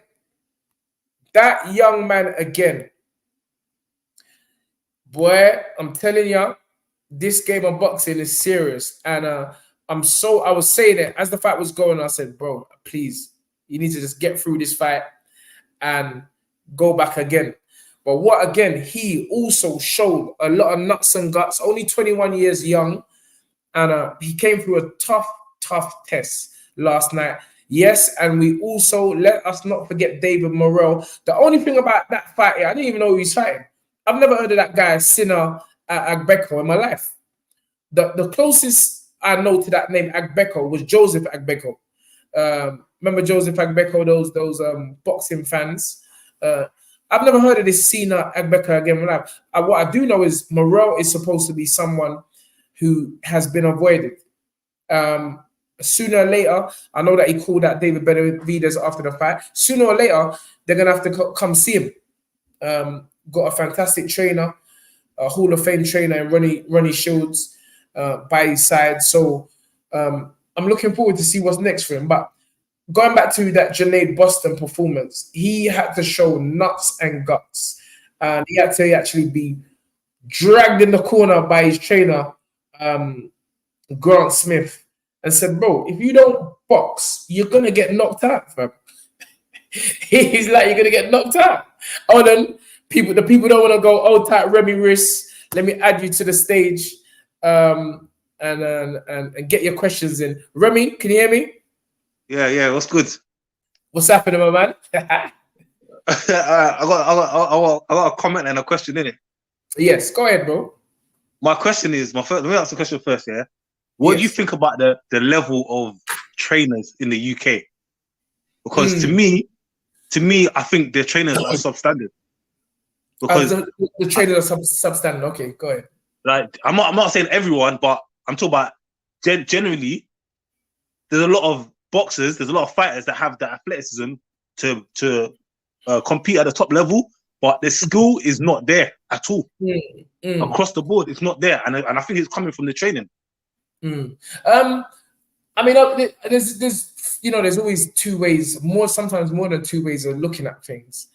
I think because I've been in America, because I've spent a long time in America, I think sometimes there's a big misunderstanding. Numbers and demographics plays a huge part. You know, remember in the UK, it's not really accepted. It's not a national sport. It's not something that is in the schools where, you know, it's in the nurseries and stuff like that. And you understand what I'm saying? It's not a national treasure. And so in America, you know, the land of opportunity, you have people coming from everywhere. America is so big, they have so much choice. You know, so it's like sometimes, and I mean, I can personally, I've been in the gyms in America. I've been in, you know, I mean, if you've heard my story, you know, I spent all that time in Freddie Roach's gym. I spent all that time in Floyd's gym. And I'll be honest with you, there ain't that many good trainers. It's just the numbers. When you got 1,000 people from different races and, you know, minorities and walking into the gym, looking for the opportunity, it's set. You're set. You said, and a lot of them can blag it. A lot of them can blag it. But historically, when you've got all that, when you've had all that knowledge and information, and it's been a breeding ground for fighters, it's gonna appear to be better. What I would say is that trainers in the UK, we actually have good trainers. We have good ethics, but there's not enough fighters for us to kind of like elevate and probably, unless you have a good trainer. Like if you look at Brendan Ingle was a good trainer, he's a good teacher. You see what I'm saying? Nowadays, we don't have good teachers. So that is a problem. We don't have good teachers. I wouldn't call them substandard. I just feel that it's just a number game. That's what I personally feel. There are good trainers in the UK. And I feel sometimes, and you've seen it, fighters in the UK have gone over to America to seek this magical American trainer, yeah, and get broke up same way. You get it, Rem? You still there? Yeah, I understand that. Yeah, I understand that. Obviously, they got broke up the same way. So then hold on. So if the trainers are rubbish in the UK, they're going over to America and still getting beaten up. Some of them are even worse when they go to America. Nazim Hamid under Brendan Ingle was the thing. Under Brendan Ingle, Nazim Hamid was the person that everyone spoke about. Amir Khan, God rest his soul, was with Oliver Harrison. When he went over stateside, is that when you start seeing him get knocked out? No disrespect. Nah, you're wilding. No disrespect. No, I'm just keeping it real. There was a guy that used it, Jason Hall, a guy that's from the UK. You know, he phoned me the other day. He was started over here. He went over to Floyd. He was one of the first British people to go over and train with the Mayweathers. Bro, today this brother can't even hardly string a sentence together. So don't get it twisted. Don't think that when you go to America, AJ is back here. And you just heard his closest say that for the first time, it's like everything was like, when man was talking about AJ, whether you was hating on him or supporting him, he was with a British trainer, Robert McCracken. And you think that he was getting the correct he was brought up to the standard that he needed. No, but he was winning, fam. Yeah, but okay. When AJ lost to Ruiz, what did he say? He said that wait. What did AJ say when he lost after he lost to Ruiz? He said he said that his career up until that point was just based on his athleticism. That he's not really actually been boxing all the way up until the Ruiz fight. That's late, bro. Yeah. So what happened when he fought Usyk then? What do you mean? Bro, he just said about his career up until that point wasn't, he weren't boxing. He was more on his own ability. So what was the excuse when he lost to Usyk then? Usyk is way advancing him. How's he going to beat Usyk? No, but I'm trying to hear the angle I'm coming from, because AJ's our man. AJ's our man. I'm saying that sometimes fighters have to look at themselves. Sometimes, or most times, they should look at themselves. It's not always their surroundings. It's about being with someone that suits you. You see what I'm saying? You can't, it's all this thing about blaming the trainer, blaming them. Back in the day, man had their one trainer and they grew with their one trainer, winning or losing. It's just become some new fad that you lose a fight and then you change your trainer. That's the new thing. Boxing never used to be like that. You get it? Boxing never used to be like that. So I feel like the younger generation that's coming through now, you have to more know the history of where this thing started from. I don't know where it come from, but all I know is that in the UK, we have good trainers. But fighters themselves have to take responsibility. I know what you're saying. You can't be out grinding up girl, drinking, everything, doing all these things, then you lose, then you're blaming the trainer. I'm not trying to say that every fighter that lost it, that's what it is, but there's always something to it. If you give your best, if your trainer gives the best, You just ain't at that level. I understand what you're saying, yeah, but what I look at here is the track record of the trainer. Like when I see like some people, they're just not good enough, innit? They can try, they're just not good enough. Some people, what I'm talking about is the skill level. I'm not even talking about winning or losing. Yeah, I'm talking about skill level. That's the trainer. I'm talking about people that have got the athleticism. Yeah. Yes. But when they go up to the top level, they just they're so far behind school wise that they just get outboxed. And it's consistent. So when you talk about Rob McCracken, yeah, who has Rob McCracken produced? You remember Robert McCracken? I mean, listen, he probably had the greatest. I'm going back to amateur, probably the greatest run in amateur boxing for this country ever. Robert McCracken, if I'm not mistaken, trained Carl Froch, who lick out Jermaine Taylor. What does that mean, bro? Carl Froch is defense is his face. His face is his defense. No. The guy could take a shot. What are we going to undermine what Carl Froch done as a professional? I'm not undermining what Carl Froch done. I'm telling you, if Carl Froch never had a great chin, that guy would have been getting knocked out like every 2 fights. Yeah, but listen, those kind of things I'm not going to argue. Those kind of things I'm not going to argue. I mean, because that's your opinion and you're entitled to your opinion. The point I'm saying is that we are looking at is like America is some land of hope and glory for every person that trains over there. Once you go over there, you're going to be some good trainer. And at the same time, putting down the good trainers stylistically, that's where I agree with you. Because in the sense that when you're talking about boxing, you say American style, you say European style, you say UK style. Me as a trainer, you only need to go and look at my track records. I don't train fighters in the quote-unquote European style. I don't look like no European fighter or no UK. The way he fights is not that. So that's why I say it's the trainers. But that's not to say that we don't have good trainers in the UK. Josh Taylor unified with UK trainers. Anthony Joshua won the world title with UK trainer. Prince Nazim won the world title. Wait. Prince Nazim won the world title with UK trainer. Ricky Hatton beat one of the best light welterweights at the time, Costa too, even though he was coming up of injury, with a UK trainer. So these are facts.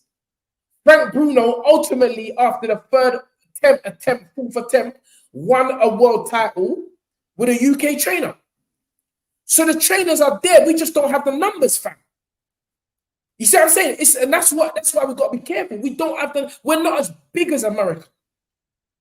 Let the UK be America and you'll see. You will see. You know what's crazy? Tunde, you know what's crazy?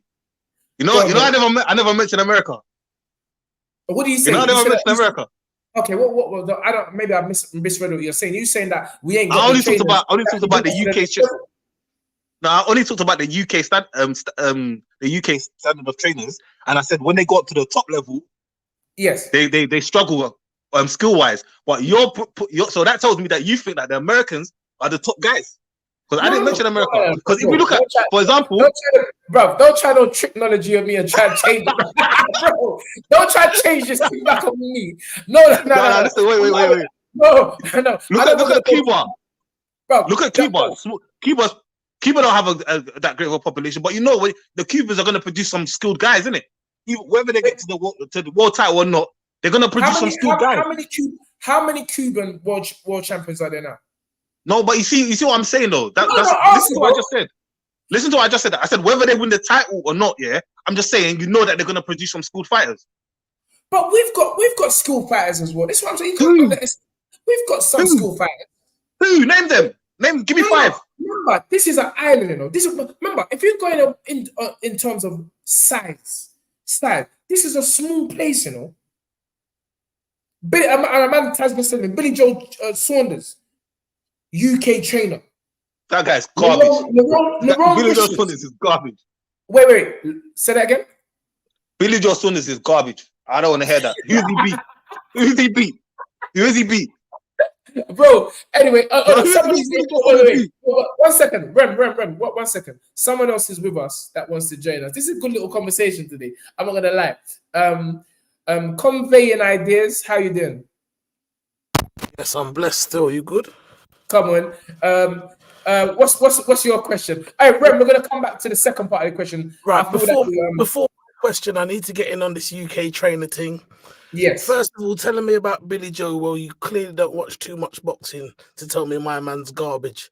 Yeah, Billy Joe's actually a very good boxer. good fighter. Won everything as Secondly, a junior, yeah, amateur, there everything. is good quality trainers in the UK. The biggest Yes. problem is with our fighters, because of the pool of fighters there is, it's not good quality sparring. They Yes. travel for the sparring, not the training. Yes, Yeah, yes, that's the yes. main thing. But that's what I Yeah? was saying to Rem. That's what I was saying to Rem. You understand? It's the size, it's the numbers.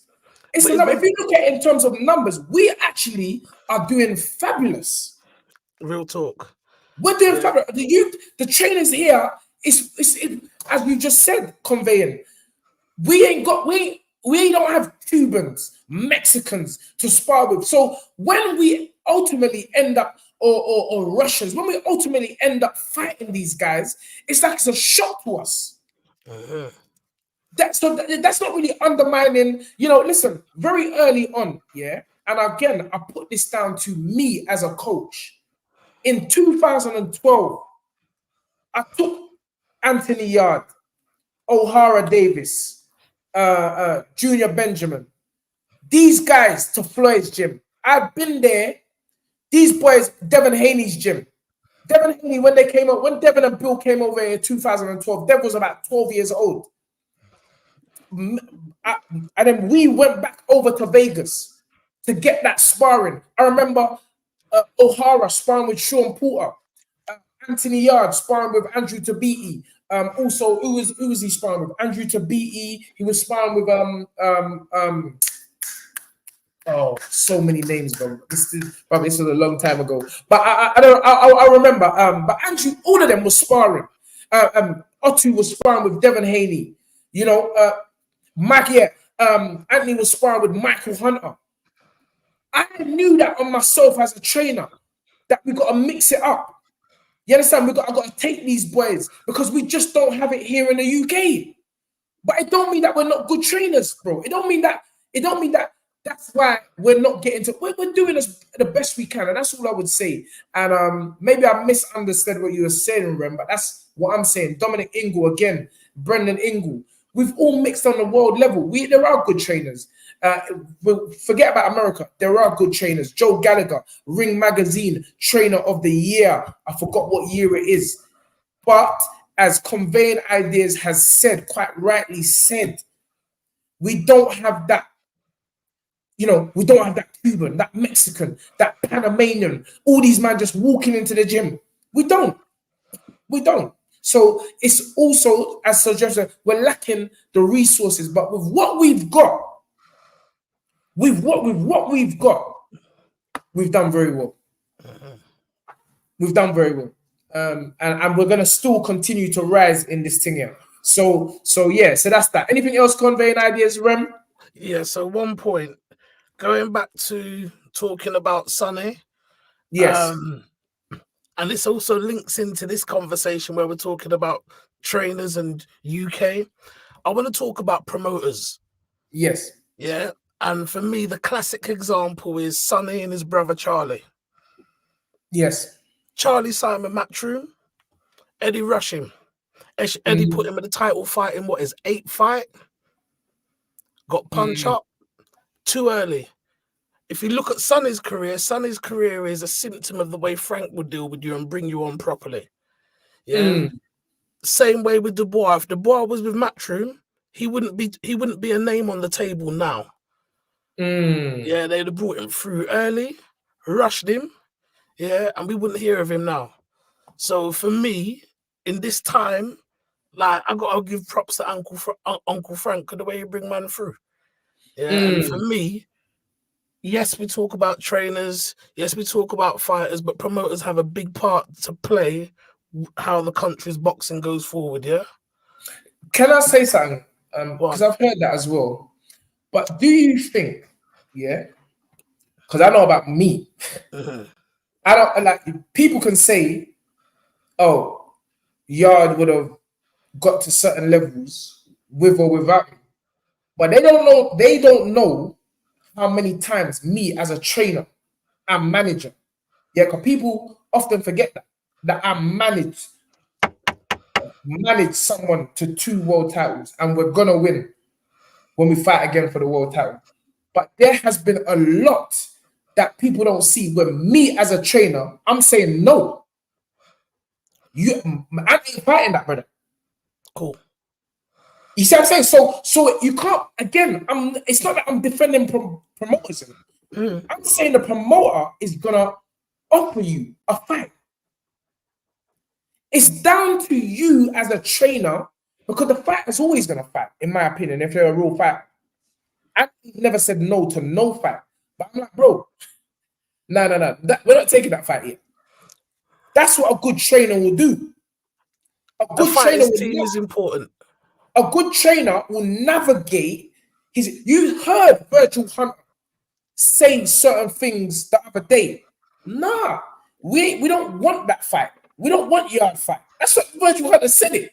He said, bro, I respect Tundi and Yard, but why should we give them? Nah, let's build up this thing. See, that's their job as a trainer. You can't blame a promoter for that. You see what I'm saying? Conveying ideas. So everybody has their part to play. I don't care. I'm not blaming Frank. I'm not blaming Eddie. I'm not blaming Bob Arum. I'm saying, as a trainer who's looking after your fighter, it's down to you to do your research, down to you to look at your fighter and say, is he ready or is he not ready? Because your fighter got in the game to fight. He never got in the game to start saying, oh, I want to pick him. I want to pick him. I want to pick him. Nah. So you see what I'm saying? Man, it's a business. And I think that we all have to understand that it is a business. And as a business, you always want to make a profit. I don't understand how people start thinking that everybody has to be moral, promoters have to be moralistic and oh yeah, because I'm friends with his mother or cousin, I'm not making this fight. You already done see Frank Smith is with Chris Eubanks with Chris Eubanks' daughter. You know who's there. You know who's there. But is he saying that Chris Eubanks must not fight Conor Ben? Yeah, I've been chuckling myself to thinking how these negotiations are moving on for that fight, to be honest. Saying. Yeah, this is the unseen things which happen in boxing, which fortunately or unfortunately, the fans are not privy to, because it's business. Business stays business. I'm not here. You don't hear me personally, or I'm ever talking about we get this, we get that. That's none of your. That ain't none of your business. You stay there as a fan and watch and have your opinion. That's what makes the sport so great. You understand? But I'm just like, we need to all stop thinking that promoters really owe us anything other than promoting. Frank does it his way. Eddie does it his way. Ben Shalom does it his way. Every promoter has their way of promoting fights. And that's it. That's just how it goes. That's just my take on this whole thing. And, it's like the brother was on early on slagging off. Brother, imagine, you're there slagging off Eddie. You're there slagging off AJ. You don't know these brothers. You don't know them. You don't know what they go through. You don't know what is going on in meetings with lawyers and what have you. You're just looking at it from one perspective, and you're forming this great opinion around this little small perspective that you have. And I think that, I always say that, I get it. Listen, I was good friends with one of the best matchmakers I feel that's ever been this country's ever had. That's Dean Powell. God rest his soul. He took his own life. But that guy, I learned so much from Dean Powell. Sitting Caravaggio's restaurant, Camberwell Green. Man, you say, yeah, T, come. You understand? Sit down. But this is a you from the road, me. You understand? And I'm listening and learning. I'm not being judgmental of nobody. I'm just saying, all right, cool. And I see what that man was going through. Day in, day out. Dean Powell. I see what he was going through. And I'm like, bro, this boxing thing, this boxing thing is not what people on the outside really think it's about. And one day, I will sell my book so you lot can purchase it. You might have getting too much free information on this thing here. But it's good. It's boxing. It's a sport we love, and and everyone's got an opinion, and it's good when we can chop it up this way and speak about the sport of boxing. Rem, conveying anything else? Well, I'm going, but you can tell me what you think of Kelly's performance last night. Of who's? Oh, Kelly. Just Kelly. Again, I've got to rate Adam Booth. Come on. Because you know what? I'm saying, who is this brother fighting? I only know one name that Josh Kelly's fought. And he lost. Real talk. All these Colombian men that you're bringing in with football socks on when they're fighting, I don't understand. Disrespecting, man. You know what I'm saying? I don't know these brothers. I'm saying the mark of a true fighter, the real judgment of a fighter is when they fight someone that is dangerous. When you fight a Kovalev and you've only had 12 amateur fights. When you fight a Beterbiev, a man with 100 KO percentage, and you've only had 12 amateur fights. And then you think I'm going to be listening to people on YouTube telling me that I'm not good. Bro, you do this. You do that. You do that as a fighter. That's when you know. So when I see Josh Kelly in there, I would even go say, when I see Josh Kelly in there with a Conor Ben, when I see him in there with Conor Ben, when I see him in there with a Kell Brook, even though Kell Brook's gone, but when Kell Brook was buzzing, when I see him in there with a rematch against Anna Vissian, when I see him in there with, let me think, another waterweight, Boots Innes. It's not You ready. understand? A Sean Porter, even though he's gone, a Terrence Crawford, a Errol Spence. Then I'm gonna say, yeah, this brother can fight. Just like last night, I watched Sonny Edwards go toe to toe with a special talent. You see what I'm saying? Troy Williams, you're saying you're forgetting he beat Troy Williams. I'm just keeping it real. Troy was on the show. But again, it's levels in this thing. We're talking about me. I'm not judging a fighter when he ain't fought me. When he ain't fought no real challenge. Correct me if I'm wrong. Troy Yo, Williams. Tunde, Yes. Tunde, I agree with you 100%. Yeah, and if we use that measure of a fighter, who has Billy Joe Saunders beat? Yeah, so the Canadian boy wasn't no one, no? Who? The Canadian boy. That guy's garbage. That guy lost to a 40-year-old years ago. That guy lost to a 40-year-old. Billy Joe Saunders is trash. He's one of the worst. Is Chris Eubanks good? Is Chris Eubanks good? I can't say he's good because who has he beat? I want to ask you, is Chris Eubanks good? Just tell me that. Who has he beat? Chris Eubanks, so you don't think Chris Eubanks is good, no? Who has he beat? No. Because we're talking about Billy Joe Saunders here. I know for a fact Billy Joe Saunders knows that he's not a good fighter. Bro, where are you from? You're Nigerian, isn't it? Of course. Bro, how do I know that you're Nigerian? How do I know that you're not? Only Nigerian can talk like this. Bro, Billy Joe Saunders can fight, bro. Billy Joe Saunders if he knows he can fight, why is he not fighting the top guys? Why is he not fighting anyone that can fight? Well, right now, remember, he's in a rehabilitation thing. He's fought against Canelo Alvarez. That's a level, bro. That's levels. In that fight, did he give it a go? I think he was doing. I think some people say he won the first 4 or 5 rounds. The first 4 or 5, he was up. Yeah, you see. Oh my god. Yeah, that's listen. Remember, yeah. Billy Joe Saunders in 2015, because we were on that card. He beat Andy Lee. Mm-hmm. Andy Lee's a good fighter, bro. Then he beat Andy Lee handily as well. I was there ringside. He beat John Ryder, who just gave Canelo a good fight. John Ryder can fight, bro. My man's going to tell you Andy Lee can't fight now. Make me laugh. John Ryder. John Ryder. You know, before he fought Canelo, he said that Canelo can beat him and another fighter in the same night. Is that would a fighter say that about someone that they're gonna fight? Who? You talking about Billy now? Billy Joe Joe. Saunders said that Canelo will beat him and Chris Eubank in the same night. Or I don't know. I don't know. All I'm just saying. All that is just long for me. I just answer you. Oh yeah. All I'm saying is you have said here Billy Joe Saunders is garbage, and I don't agree with that comment. I don't agree with that comment because Billy Joe Saunders is a world-class fight. You know, to this day, he's only lost one fight. You go and check his amateur career.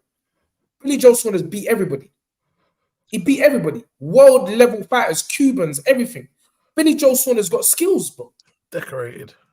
Billy Joe Saunders got skills. And like, that's what I'm saying. Sometimes I'm putting my hat on it, yeah? That guy's garbage. Let's see what happens when he comes back. I'm putting my hat on it. He's garbage. He ain't going to beat anybody that's good. Tunde, all you know what it is. All right, cool. Let's get off that now. Some fans don't watch boxing, they just watch what they get to see on exactly. This ain't WWE, this ain't UFC, it's boxing, fam, yeah? It's boxing. I don't know what you're talking about. I go to the gym and box. I go to the gym and box myself. So I don't know what you're talking about. I go to the gym and box myself. No, Rem. We've already established that you're a Nigerian. Remember, you're my people. So Nigerians, we got something in us that everybody's rubbish. Nigerians, I always say this. Nigerians is God first. Then Nigerians, then everybody else.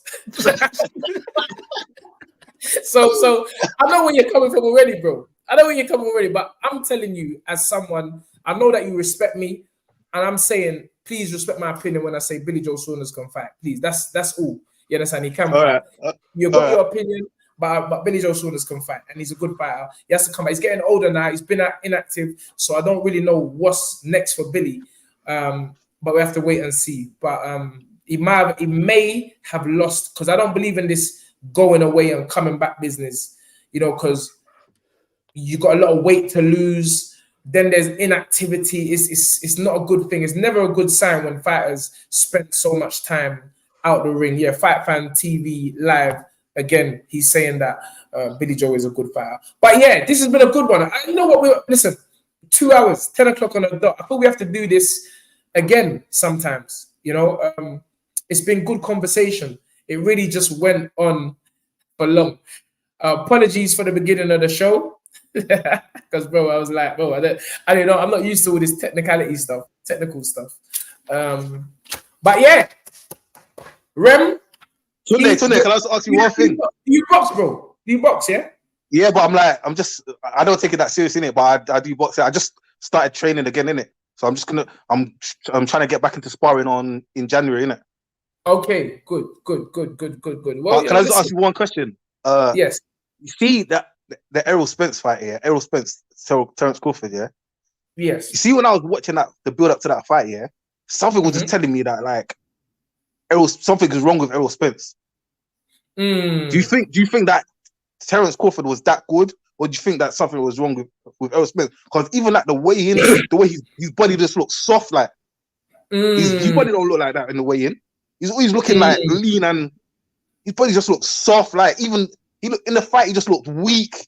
I'm just like, what was that like? Well, I mean, my personal opinion. Listen, I know Errol as well. You know, Errol's my guy. But I'm keeping it real. Terence Crawford is the truth. Terence Crawford, and I don't believe that weight had anything to do with that fight. It did, in a sense that we know that Errol cannot do that weight. Errol probably should have moved up to 160, 168 years ago. It just so happened that it was a fight that had to happen. To get all them belts, it's just a fight that had to happen.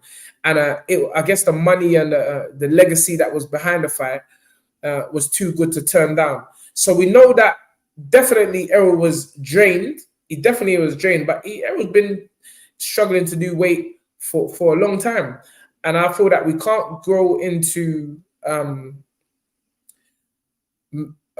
overlooking the skill set of Terence. You know, I've just come back from his gym in Colorado, and me, you know me, I'm like a little sponge. I'm always asking the trainers in there. I was actually talking to Diego Corrales, God rest his soul, the great Diego Corrales, Chico. I was talking to his trainer, and and I was talking to Coach Lev, who actually was Broner's trainer right up until the Maidana loss. And then he walked away from that camp because, again, we have to look at fighters. You know, he walked away from that camp, Coach Lev, because he's like, bro, you're not living the life. There's all gal in the gym. You're raving. You're drinking champagne. These are the things that the fans don't see. So oftentimes when they're blaming trainers and that, you don't even know what's going on with the fighters. You know, you don't know how they're preparing. You're just seeing them on a particular night when it's fight time. And so with Errol, we know Errol was a constant. But remember, there was a lot of talk before that fight, prior to that fight, that Errol was out drinking. You understand what I'm saying? Crashing his car. People saying that's why he crashed his car and all that because he was drunk and all them things there. So that I cannot confirm or deny. But what I'm definitely not going to deny is Terence Crawford. And this is coming from a man in the gym. They're telling me Terence Crawford is something different. Because he likes to fight. And he's so skilled, highly skilled. People have known about Terence from time. You know, even when there was Lomachenko, they were never talking about that fight. Lomachenko, they was never going to take that fight. Because Terence, as Sylvester Samo says, is very disciplined. And I feel that if you listen to Terence's trainer, bro, how can I forget my man's name? Bomac. He been saying it. This brother's a drunkard. He's been saying it, fam. And all of that is gonna tell on Fight Night. See, because that's where discipline versus indiscipline comes to that point. When those two individuals get in, the one who's been disciplined will win 100 times out of 100. There ain't no luck. I don't believe in luck. Me personally, I don't believe in a luck thing. And I just feel that Terence, really, he can retire right now. And his legacy is set. Because he beat someone who is one of my favorite fighters, Terence Crawford. Errol Spence. He's one of my favorite fighters. And being in the gym with Errol, knowing, I'll give you a story again. Again, you're hearing a lot of history where I'm concerned that you might have never even known. You know, and I think, when was that? 2000 Anyway, Ant fought on the Canelo undercard. Bear in mind, we was in the gym anyway, but Errol was there. Errol, back then, and I have to get Ant's record up on BoxRec. So I'm giving you facts, yeah. When he fought Anthony, yeah. Just to talk about this weight issue, yeah. Right. So in 2016, yeah. Listen to what I'm telling you. In 2016, Errol at that fight was 200 pounds. Wow. Are you listening to what I'm saying? Yeah. 200 pounds. That's cruiserweight, fam. So how many years? 2016. Add 4 is 20. Add 3 is 2016. Yeah, 2016. Add 4. So it's 7 years later. In 7 years prior, he was 200 pounds. So 7 years later, you get what I'm saying? How's it? It's going to be harder. So weight definitely had something to do with it, but it was skills. Yeah, 7 years. Fight man, just come with the maths quickly. Yeah, it's the skills of Buck. You already see what he done. You already see how he broke up Benavidez. He stopped Benavidez. The same Benavidez that Charlo couldn't stop the other day. Yeah, but is the truth. I don't want to take anything away from Bud like winning, innit? It's not that he won. I'm just talking about the way he won, innit? Like it's like that was one side. That was Terence Crawford when he's beaten lesser fighters. He wasn't even that one-sided, fam. Maybe he didn't have the fear. I mean, listen, I'm not talking for him, but maybe he didn't have the fear. Sometimes you need that fear to bring out the best in you. You know, if you look at boxing historically, you know, you need that fear. Sometimes when you just go in there thinking you're just gonna bowl over a man, it don't go so. You understand? And because you never know what the other person's thinking. And I think Errol had, Terrence had been wanting that fight for so long. His kids were saying it for so many years. When you're gonna fight Spence? When you're gonna fight Spence? You know, and then obviously Spence had all the injuries, the car crash, the eye damage. All of those things are cumulative, and all of those things must have played a part. Even though Derek James has said it was nothing to do with weight, it's just life. All those scenarios and things that happened to Errol in his career came to a point where he's fighting someone who ain't had none of that, who's just been in the gym working on his skills every day, and the best man won. Yeah, but you know what is I when I looked at it, the closer I got to the fight, I just kept on thinking like something just seems off about Spence, innit? But whatever, innit? Like he lost. But then after the fight, what's this guy, Michael J. White here, said that he knows one of Spence's sparring partners, and basically was saying that when he was sparring with him, he was like, people in his camp was telling him like he needs to pull out of the fight, like because it was not going well at all. Again, that could be the trauma from the things that he's been through prior. You know, you can't keep on burning the candle at both ends and then think that you're always gonna have this performance. It's not gonna happen, and that's why I don't really talk about things that I don't have the 100% facts on it, but it's evident. You have a car crash, you have a damaged eye problem, and then you're going in there fighting Bud, a man that you need to be fresh against anyway. But you've been through all of that. You come on, man. Come on. I mean, the proof of the pudding is going to be when they fight, if they fight at a higher weight class. But I'm being honest with you. Terrence Cooper can do everything, both stances, correct. And he can punch, and he can fight, and he can box. And it's like with Bud, from what I've seen, you see in the Sean Porter fight, when the corner said to him, "Nah, bro, I think you're down in it." He said, "Ah, cool." Bro, he's stopping that next round. You know what I'm saying? He said, "Ah, cool. I'm down, yeah? Ah, cool. I was playing with you guys, but I was playing with my man. I'm coasting the fight. But now that you, man, have told me that I'm down, I'm going to show you that I can take it to the next level." And that's what I feel. Look what Bud done to David Anavician. The same David Anavician who broke up Josh Kelly. You get it? The same Anavician that broke up Josh Kelly, Terrence Crawford, it wasn't even a contest. That's how good Terrence Crawford is, in my opinion.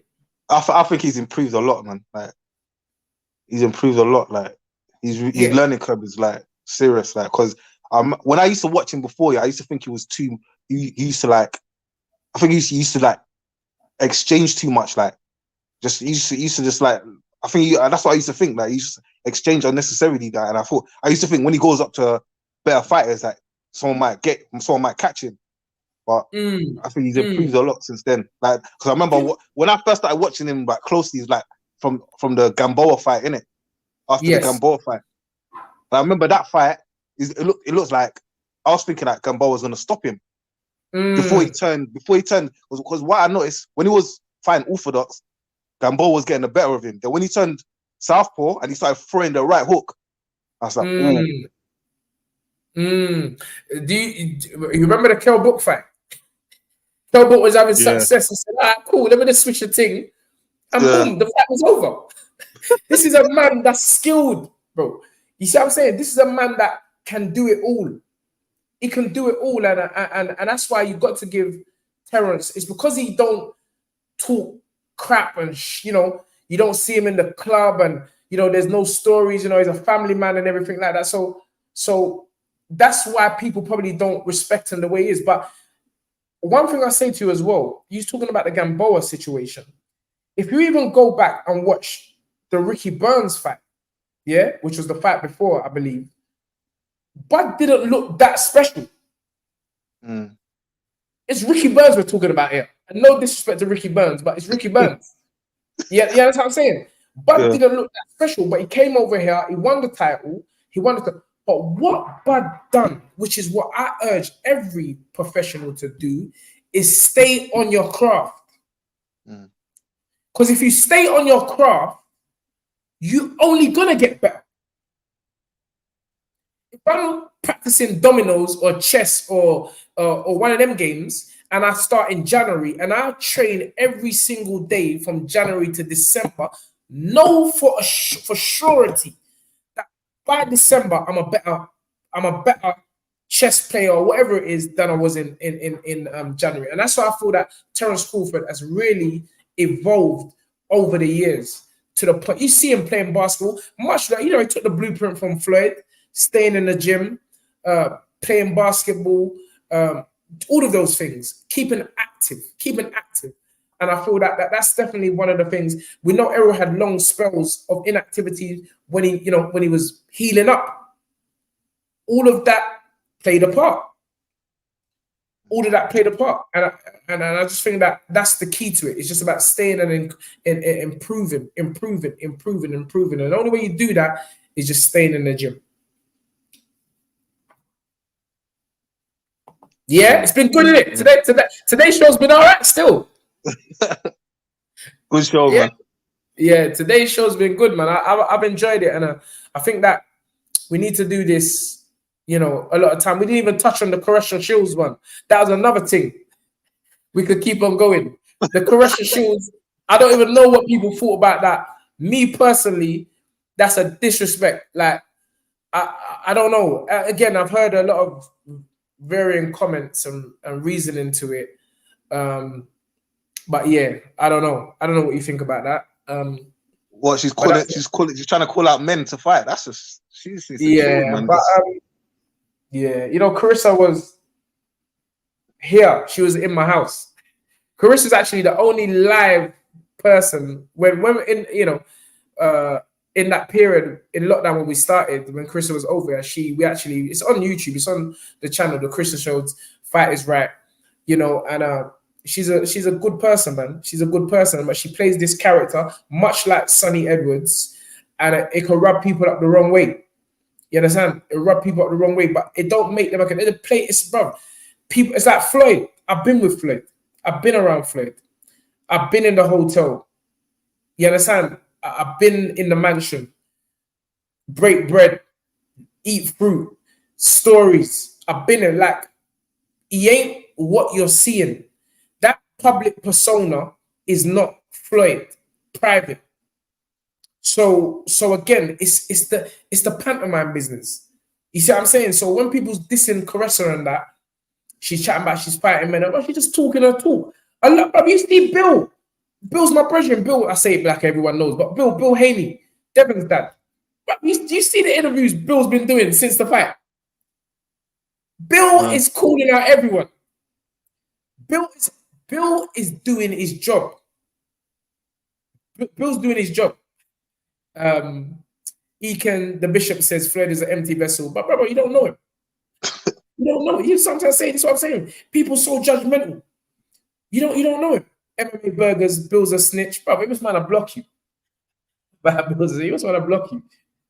Anyway, it's not mine. So you reckon Carissa's just trying to like bring some spotlight to her career by pulling out? That was something that she didn't want to know. That's why she's saying that. Anyway, MMA Burgers, you're gone. I blocked you. Anyway, you can't hear me. You can't hear me say I blocked him because he's blocked. But anyway, I don't think that's something that she necessarily wanted out because it happened 5 years ago. But now it's out. There's obviously a bit of she doesn't. It's like it's a bit of shame in it. Apparently, she said that the guy took the padding out of the glove. Yeah. Yeah, but the coach now is, I think. Yeah, the coach saying that's not true. Yeah, I think he's actually bringing legal charges of defamation to this whole thing because he's saying that his whole character has been defamed and he's worked with women, children for a long time, professional fighters, and he himself would never be part of something like that. But because Caressa has brought that out now, he feels defamed. So he's gonna hold on. You see what I'm saying? This is how these man are brothers out to cause trouble. I've blocked him and the brothers come back in. See, and I'm blocking you again. It's probably the Bishop brother. Because you know the Bishop brother's a 419er. He's got like 100 accounts. But it's good. I like it. Keep doing your thing, man. See? But yeah, Bishop says Carisha deserves to get clapped out and see stars trying to fight a man. No. Again, Bishop, you're one person that I usually block, but I kind of like that you're on here now. What you have to understand is where Carisha's coming from. And if you go back and watch one of her early documentaries, she's been fighting brothers from a kid. She fights men. She spars with men from she was a young youth. She never just one day said, let me spar that man. She's been fighting. You understand? She's been doing this for a long time. It just so happens that in this occasion, this guy caught her with that hook and she was out. And they had the tape, and really what happens in sparring stays in sparring, but she felt the need to, or he felt the need to bring it out. But it's nothing new to Carisha. She's been doing this for a long time, fighting and sparring men, getting ready to, when she's fighting Savannah Marshall, she's fighting sparring men in the gym. So, she understands what she's involved in. You can get dropped in the gym. You get beaten up in the gym. It's about how you perform. And at the end of the day, she's unified champion in 3 different weight classes. When this brother is in whatever country is in, posting sparring videos, and you ain't got no money, you ain't achieved nothing. But I think that's the point, though. That he's doing. The guy didn't have a successful boxing career as a pro, so he's like, you're calling out Keith Thurman. I'm 140 pounds. I didn't even get nowhere in boxing. I'm retired now, and I was knocking you out in sparring. I think that's the point that he's trying to make, isn't it? Yeah, but I'm asking you this question: what point and what kudos is he getting for doing that? None.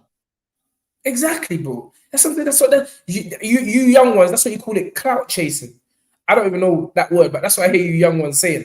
And I'm like, I just call it nonsense. I don't know. This clout chasing business is nonsense. There's no need for it. There's absolutely no need, because you have not gained anything from that. Or in fact, all you've done is really promoted Carisha more. It's like Joey Barton. People firing on Joey Barton, the football man. You're making him famous, bro. You see what I'm saying? But it's the world we live in. Like, I don't think you get ratings, as Fight Fan TV Live said, for dropping a woman. But it's because Carisha is so outspoken, yeah, that now it's like all the little haters them that come from the, you understand? You see, Shabashi was gonna fight Keith Thurman and GGG. See, she's getting clapped down. But bro, it happens. It happens. And again, people saying she shouldn't be calling out Thurman. Why not? Why not? What am I cool about? Yes, we need something about. That's why we're on here now. That's why you're on this thing now, to talk boxing, to give us something to talk about. But Tunde, be serious though. You don't want to see that fight. Nah, come on. We don't. I don't think it was a serious. I don't even think she was being serious. That's just my honest truth. Because come on now, you can't be fighting these brothers. Keith Thurman, come on, bro. Ain't you seen Keith Thurman fight? Come on, man. That's some joke thing. She's messing about. She's on banner. The Carisha was on banner. I forced to phone her now. She was on banner. She couldn't, and even she said she was serious. I'm saying, come on, man. We know you're not serious. So it is what it is. Listen, we're going on now. This is 10:22, 2:22. That's good. That's a sign. That must be a sign, right? All the 4 2s. You can't even see it properly. Yeah, that's a sign. Ladies, and look at it. We've done 2 hours and 22. Boom.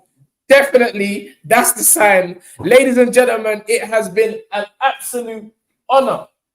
Which one of these? Yeah, let me use the Tom Fords. I think I started with the Paradas. Rem, big up. Thank you, bro, for coming on. Salute. Say. Yeah, it's been good talking to you, man. And whatever level you're at, if you're gonna do boxing, my man said it's a bad sign. My advice is do it properly. You understand? Don't be doing boxing. It's like I tell all brothers that come from my environment, because it's hard. it's hard. And I always say, like, I was on the George Groves boxing podcast the other day. They invited me in there. And also I was on Sky TV's podcast that ain't come out yet. I've asked them for a copy because these man, they like to just clip their pieces, but I need that footage to put out myself. But what I was saying is that, you know, I'm talking about the areas that I come from, the environments that I come from. Oftentimes we can look at professional sports, yeah, and think, bro, look at these man up there and everything. Let me tell you something. These man work for it. In the sport of boxing, there ain't no given. You have to work hard. Yeah? When you see a man's orbital bone get broke up and all them kind of things there, this is not a sport, yeah, where you're just, yeah, I'm naturally gifted. You know, man was brought up on hard food and pounded yam and a goosey. Bro, cool. You stay there eating that food, and then you're going to fight these boys that's been running up mountains and everything like that and putting in the hours. That's what you got to do. You got to put in the hours. You got to sacrifice. I was on Fight Fan TV's podcast, amazing podcast, who they're on here now. Daniel Wright knows me. And I said it. I said, when I come into this sport, I was like, hold on. I just, even just on a looking at it from a perspective of the road, I'm like, bro, you can't come into boxing and be on some joke business. All the things that man used to do, be raving and all them things that go out and just, maybe you got a few girl here, a few girl there. You have to put that to one side. You understand? And you have to dedicate yourself to this sport of boxing because it is so challenging. I never said difficult. I said challenging in the sense that you've got people that don't have nothing. Literally, this is why the London perspective is so different from the up north perspective. These brothers from up north, go do some amateur boxing. Fight Fan TV will tell you it's always the brothers from up north, the Tony Bellews and them man there, and Joe Selkirk. I don't even know what Joe Selkirk is there, but Joe Selkirk was my days.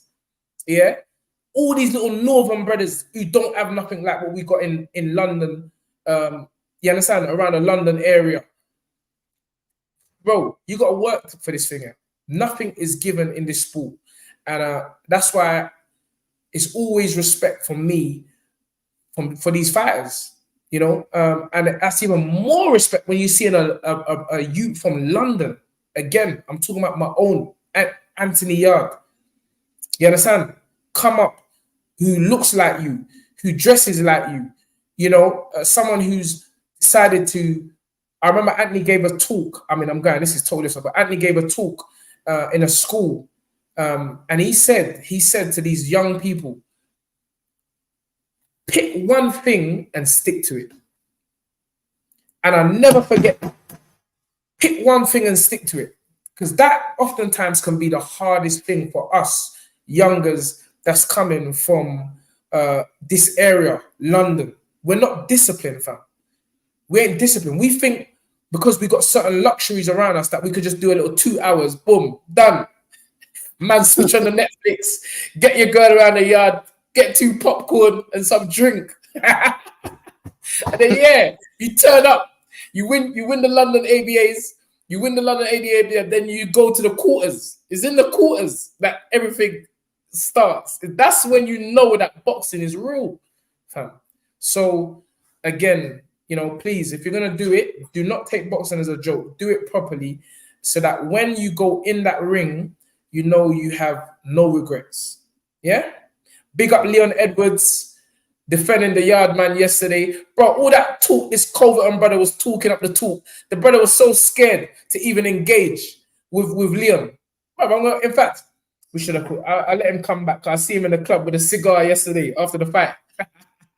Yeah, he's done his work. We'll get Leon on. Another guy that's come up from a particular area, his coach. You know, these men are showing us from an environment that you dedicate yourself to a craft, you reap, as they say, you reap what you reap what you sow.